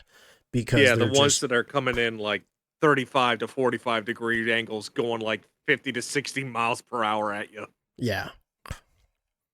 Yeah, the way tornadoes are bending and acting and looking is tied to that kind of behavior, but it it it needs more work. It's just that I made the basic of it right now because of Gotcha. obvious reasons that I want all types of tornadoes to be there, but it is going to make sense where like it already happens sometimes, and when it does, I'm super happy because I'm like, it starts bending in a way that in my years of experience, I'm like, it's probably going to turn left. Yeah. And then it Yeah. does, and I'm like, yes. I know, right? Like the Not amount of because, times I've my seen it chase is going shift. well, but I'm saying yes because it did what it was supposed to do. The weather weenie in you, like it Yeah. just is just like, yeah, do the Yeah. thing. Yeah. It did the thing. It did the thing. Yeah, the amount of times I'm in a chase and people are like, what are you screaming about? And I'm like, it did the thing. And they're like, okay, yeah. But for like Fraggy, it's like this is what I'm here for.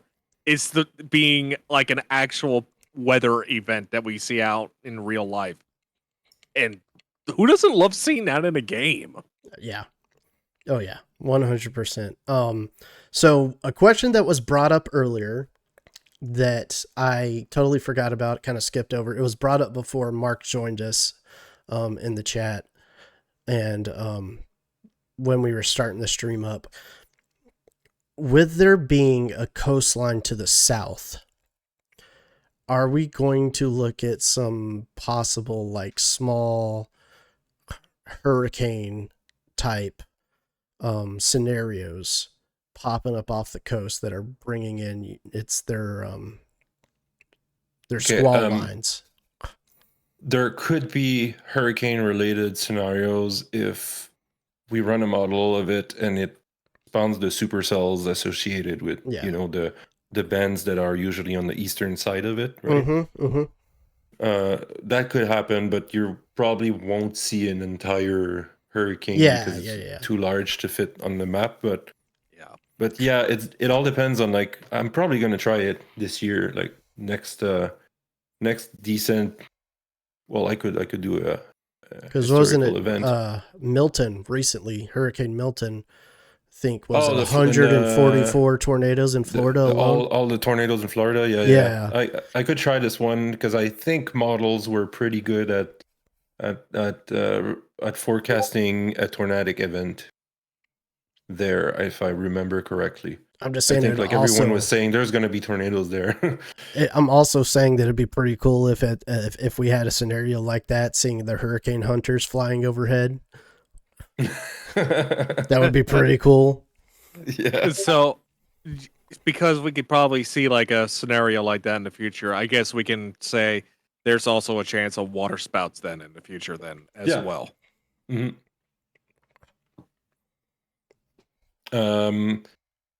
Water spouts, probably there's going to be more chances of seeing it if it's supercellular. Now, at some point I want to add also like the details of what weather weenies like us like, like, okay, two boundaries collide and this white little cumulus will spawn a land spout or water spout. And that's totally not as strong most of the time as a supercellular tornado, but just like any other things, like sprites on top of the storms or freaking rainbows. It's all like, for me, it's more like that kind of stuff that we need to add at some point. But God, when we're at that point, the game is going to be so good. Oh yeah. I mean, it's already fantastic, but there's so much more like room for it to become even more fantasticer, I guess. Like the sky's the limit when it comes to this game, because you already started off with a fantastic baseline. And I mean, I will say this, the bar's set pretty high because of how well y'all have executed on that front.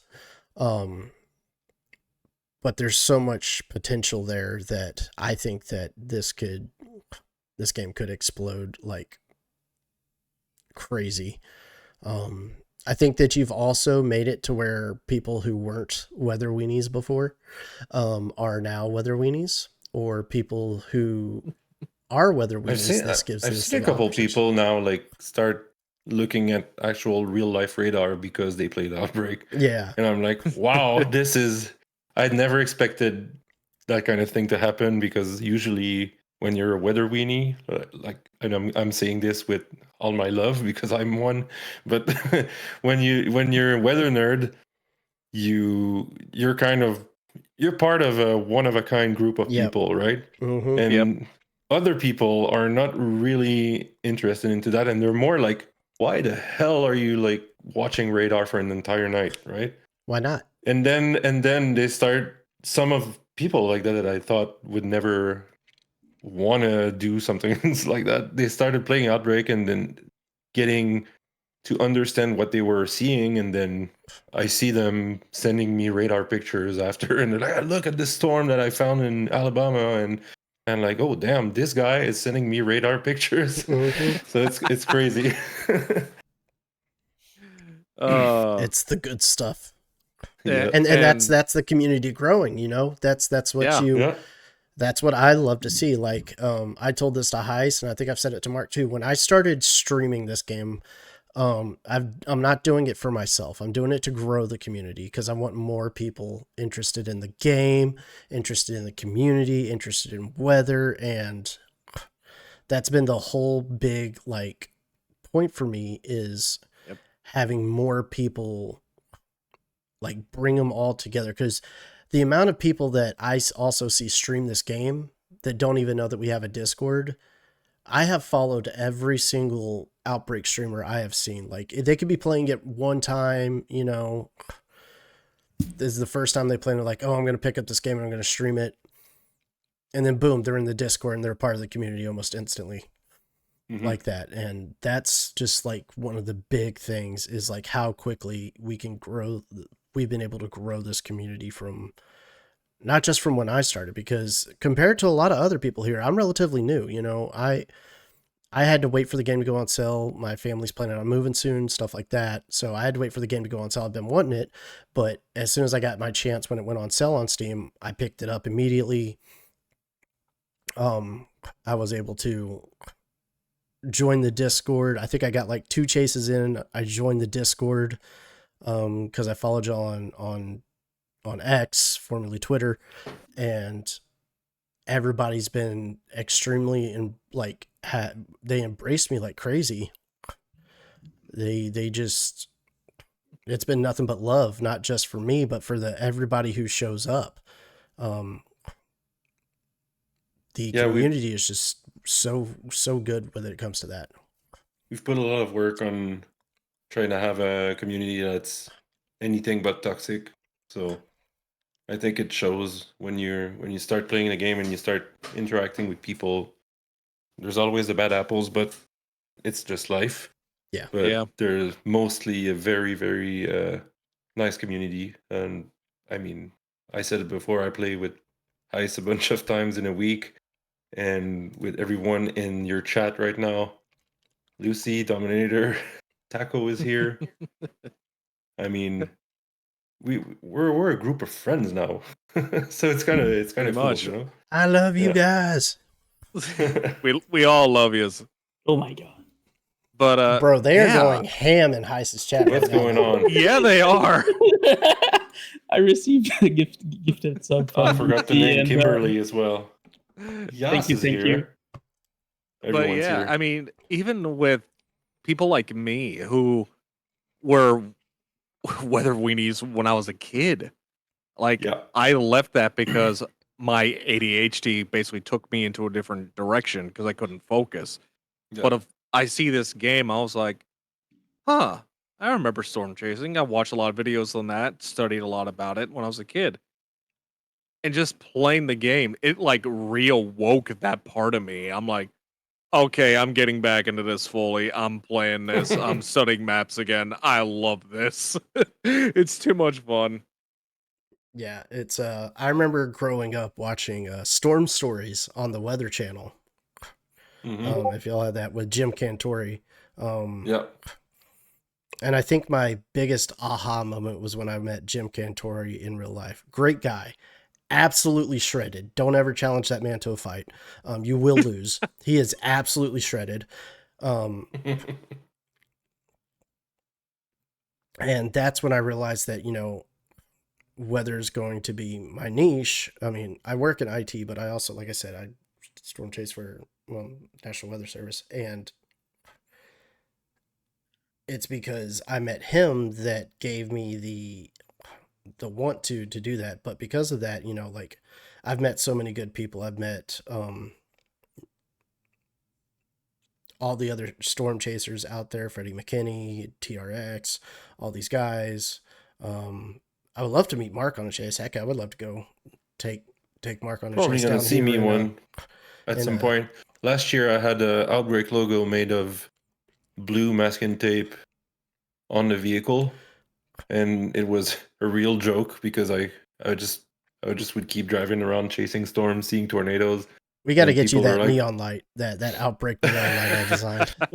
And I always told people like, well, we really manage our budget very carefully, and we didn't have budget for a chasing car, so I put blue tape. Hey, you know what? It works. I think it was Yeah. Brandon Kopic that was chasing the April 23rd, no, April 24th outbreak last year, and he had LOL with blue tape taped to the side of his car, and it showed up in all the feeds, and everybody was kind of Yes. laughing about that.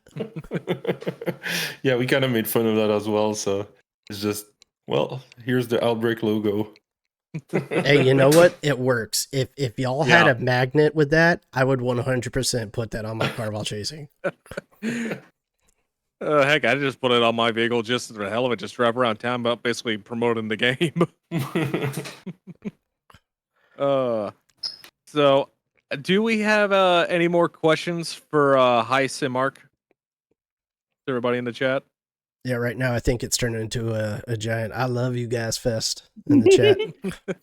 I could add one thing about the optimization. Like we talked about a lot about the shader optimization, graphic, and stuff like that. But Yeah. one thing that we'll be optimizing soon is all the replication for over the network.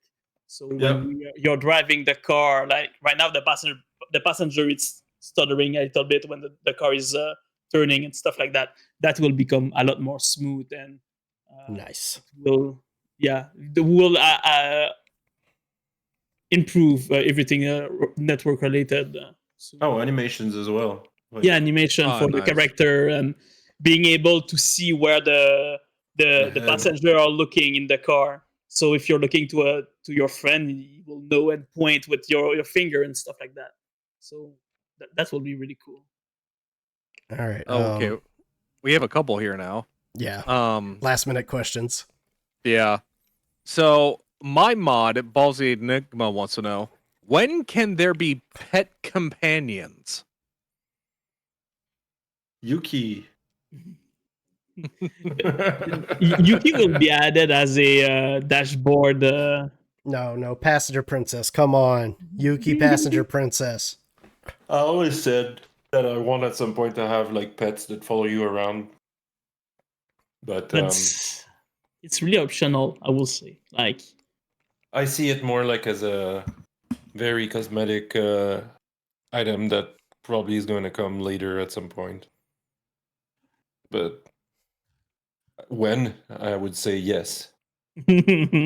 Oh, another good one from Music Baby, real quick, is when are wall clouds going to be able to be seen in the newer scenarios that have been released? When the resolution upgrade is made, we're going to start seeing. The thing is, we had wall clouds in the older scenarios, but they were detected as wall cloud, and sometimes they were just the mesocyclone base. Yeah. They were not actually the wall cloud because the resolution didn't allow the physics to actually see a wall cloud because it wasn't like a good resolution for that. So what we want to do is make that much better in terms of resolution, and like it's not going to change a lot of details for everything that's high in the sky. Like the whole updraft is going to be pretty much the same. Yeah. But it's the whole lower part that you're going to start seeing stuff appear. Like you're going to see the RFD wrap around, with the wall cloud at the tip of it. Inflow tail and all that stuff. The inflow tail, you're gonna start seeing that stuff, and a good indicator right now of the resolution not being high enough and why we're just having tornadoes spawn under like flat bases is if you check a supercell in Outbreak right now, it's hard to describe without showing it, but you have that hook echo, you have the FFD, right?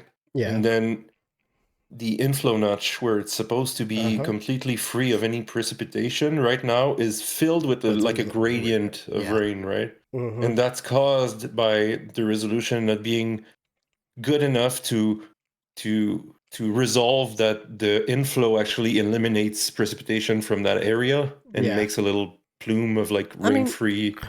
I think y'all done pretty good with the classic bean, the classic inflow bean. I'm not too bothered by there being that much rain, but yes, the inflow notch is the best place to possibly be to get photogenic tornado shots. But a lot of storms are looking way too HP. Like you're looking at it and it's always hidden by rain. Not always. There's sometimes where it's really well separated, and that's pretty much when the storm is large enough so that the resolution resolves it. When it's tiny supercells, now it gets harder to see the details, and then you get a blob of rain and the tornado happens in the rain, right? So fixing the resolution, we found someone to help us with that, and I think it's going to change a lot of things, and it won't make a difference for the player in terms of computer power, because it's all going in the same little file that holds the data. It's more like whatever came before needs to be at a higher resolution. So this one, I've actually got a couple more questions that have been DM'd to me on Discord. From Kimberly, we actually have a bunch of players that play other simulation type games, whether they're racing or I'm not going to bring up HOTASes because I just don't see the point. I mean, I generally would like to try just for the fun of it with a HOTAS, but we have a bunch of players that play with like racing setups and steering wheels and like me, and like really expensive. We have one guy who we play with named Boosted Media, and he is like a professional sim car driver. And he plays with the steering wheel. We were just wondering if there's going to be any optimization for control. You probably saw in our Discord in the FAQ like that we are using a system called Rewired, and they on their website have a list of supported devices, and some of those are not working for some people or need. It's usually because it needs to be switched to a Xbox mode. There's also the issue that right now we don't allow people to change their controls on controllers, only on keyboard and mouse. But once we allow it, if we do, it's probably going to be for controllers like that. Like right now, if your steering wheel has a Xbox mode, because most of them have that. Most of them when it's like mid-range stuff. If you have like an actual like F1 simulator steering wheel like David has, it's probably going to be a little bit more complicated to support. But for like regular gaming rigs, you usually if you put it in Xbox mode, it's going to work because it's going to recognize it as a Xbox controller. But then some of the things would benefit from being able to change what they do, Right. And then another question that Kimberly just asked, she also asked me in another as a DM earlier, the ability to spectate others after death. I see Matt laughing or smiling. Yeah. It's something that I want that to happen. That will that and also being able to reconnect to a scenario. Gotcha. They are closely related. We need to make some change for supporting that. But yeah, the changes that we need to do to support that stuff is something that we plan on doing eventually. It's some revamping of systems that happen in the background that don't affect players really because you don't see it, but it's going to allow us to do a lot more things, like just if you're crashing or whatever happens, you lost internet, and just like mini games do, you can reconnect to it. Yeah. Or Because spectate. I'll honestly say there is nothing worse as a content creator than miscalculating on the first intercept, dying, and then having to use your Discord Right. as your stream, as your way to get content because you're dead and you have no way to view the rest of the chase. Because if that's the case, I'll tell you right now, I can go into full broadcaster mode and I will broadcast these tornado chases like nobody's business. I'll put a little ticker at the bottom that's like live news. Check this out. It would be really cool. Yeah, like a sportscaster, but like people chasing. Hey, that was another one of my ideas is have a tournament and, like put teams of chasers together and whoever comes up with the highest scores from the same scenarios at the end of the tournament wins type deal. I'm just saying. Yeah. I like it. Well, technically we could do that right now. The spectator. But more for fun, not Yeah. Also, well, just adding one thing about the spectator, technically we don't need to have the reconnect functionality working. It makes sense to do that at the same time. Yeah. So, yeah.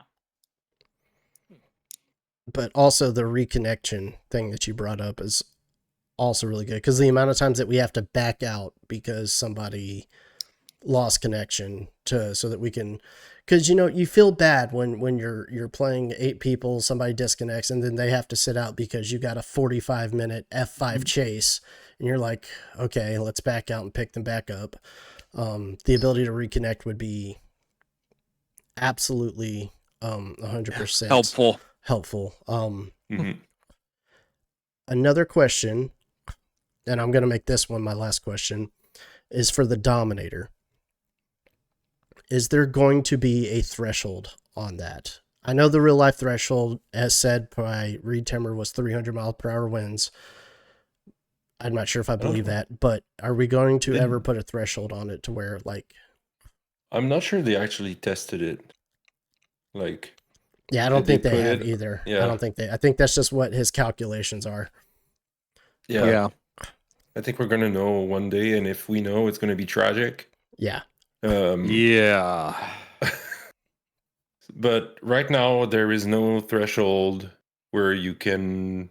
The thing is, you don't exactly know the speed, the wind speed in the tornado that's coming to you in a game, and pretty much like in real life, it can be super small but be an EF5, right? Yeah, it could be a drill bit tornado that's just tearing everything to shreds. Yeah.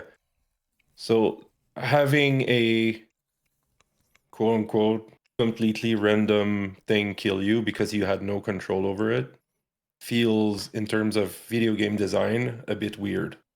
So right now, that's why we didn't put a threshold like that. And the Dominator, if you're anchored, look, there's always tons of people that forget to anchor. I did it on stream on my first it's stream. so much fun when you forget to anchor. Yeah. You're just like, oh God, what did I do? Or when you accidentally unanchor. Or me, you put down the probe, you get in, you're like, oh, I need to anchor quick, and it's too late. So that is already something that can get you killed, but it's your fault if it does. I feel that is more fun than getting killed because, oh, well, it was too strong, I'm dead, and now I just lost 45 minutes, How many times, and just from the people that are in the chat, and everybody in the chat as well, like not just the stream can raise their hands for this. How many times are you sitting there and you think you anchor, but you have to triple check or quadruple check that you're actually anchored, because I'm gonna go ahead and raise my hand. Like I see the tornado coming, I was like, wait a minute, let me This check. guy. Let me This guy. check. I went back and double checked a couple of times for sure. Yeah, because you can't help but, just be precautious on that because you got something that's like 276 miles per hour bearing down at you, and you're like, oh, did I forget the anchor? Check. Look at the tornado. Check again, just to be Exactly. safe. Yeah, I think the first time I streamed, because I started streaming sometimes during evenings of me playing with Hice and a bunch of people in your chat right now. And first game that I stream, I'm like telling all of them, like, jump in my dom, it's gonna be safer. And they're all like, oh, no, screw that. And then, oops, I forgot to anchor, and I went up, and they were all like, you just told us to jump in. That was funny. That is funny. So, I think it's all the questions, isn't it? Yeah, that's it. So, I guess the closest out then, Mark, if you want, do you have a storm chasing story you want to share with everybody? Storm chasing story.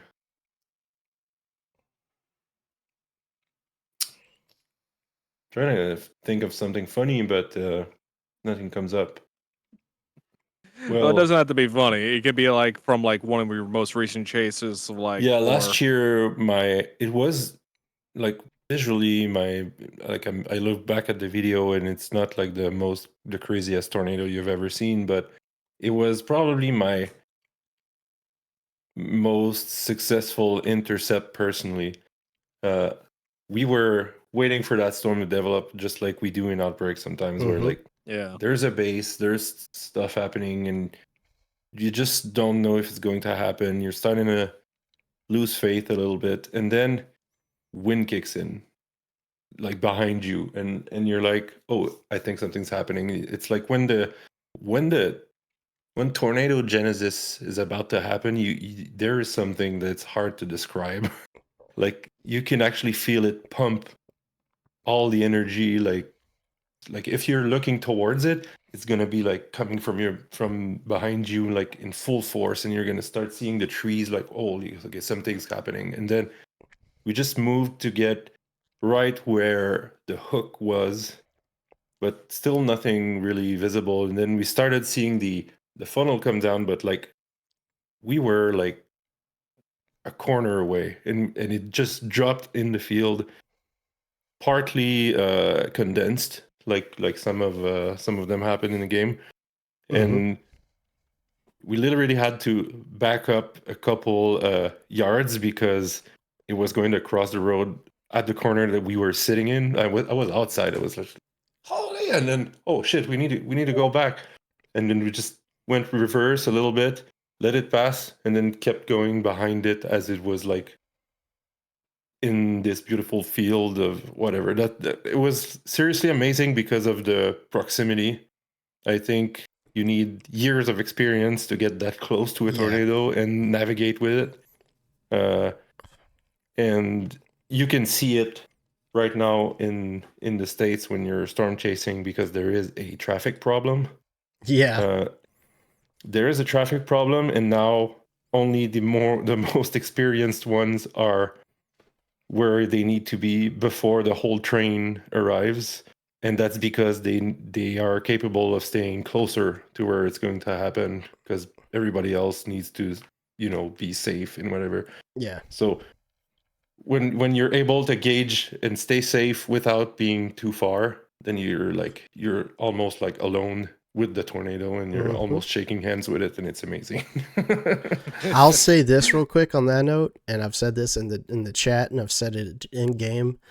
Everybody's gangster until the wind shifts directions. Oh yes, definitely. And apparently, we do have one last question here. It is from Kimberly.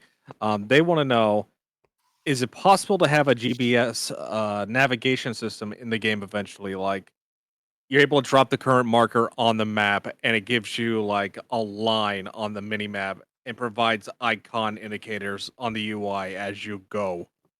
There It's is, in the working. yeah, yeah. There you go. Nice. All right. Does anybody else have anything to add? I got nothing on my end. I'll just have to say that it has been a pleasure as a gamer and a lover of what you guys do as developers and as storm chasers to have you guys on my stream. It is an honor. Thank you for this, and looking forward to the next update for Outbreak whenever that comes. I can't wait. Yeah, same. Thank you so much. Thank you. Yep. It's really fun to be here. Yeah, and I'm gonna be honest. I'm always lurking. I'm not always talking in your chat, but I'm always looking at your Oh, I streams, noticed. So you can count on me. All right. Well, if that's it, we're going to go ahead and end this here. It's been a pleasure. Thank y'all for showing up, as Fritz said. And I can't wait till we do this again sometime. Yeah, we should. Yeah. All right, then. Well, take it easy, guys, and we'll see you out there on the field chasing those storms. Thank you. Cheers.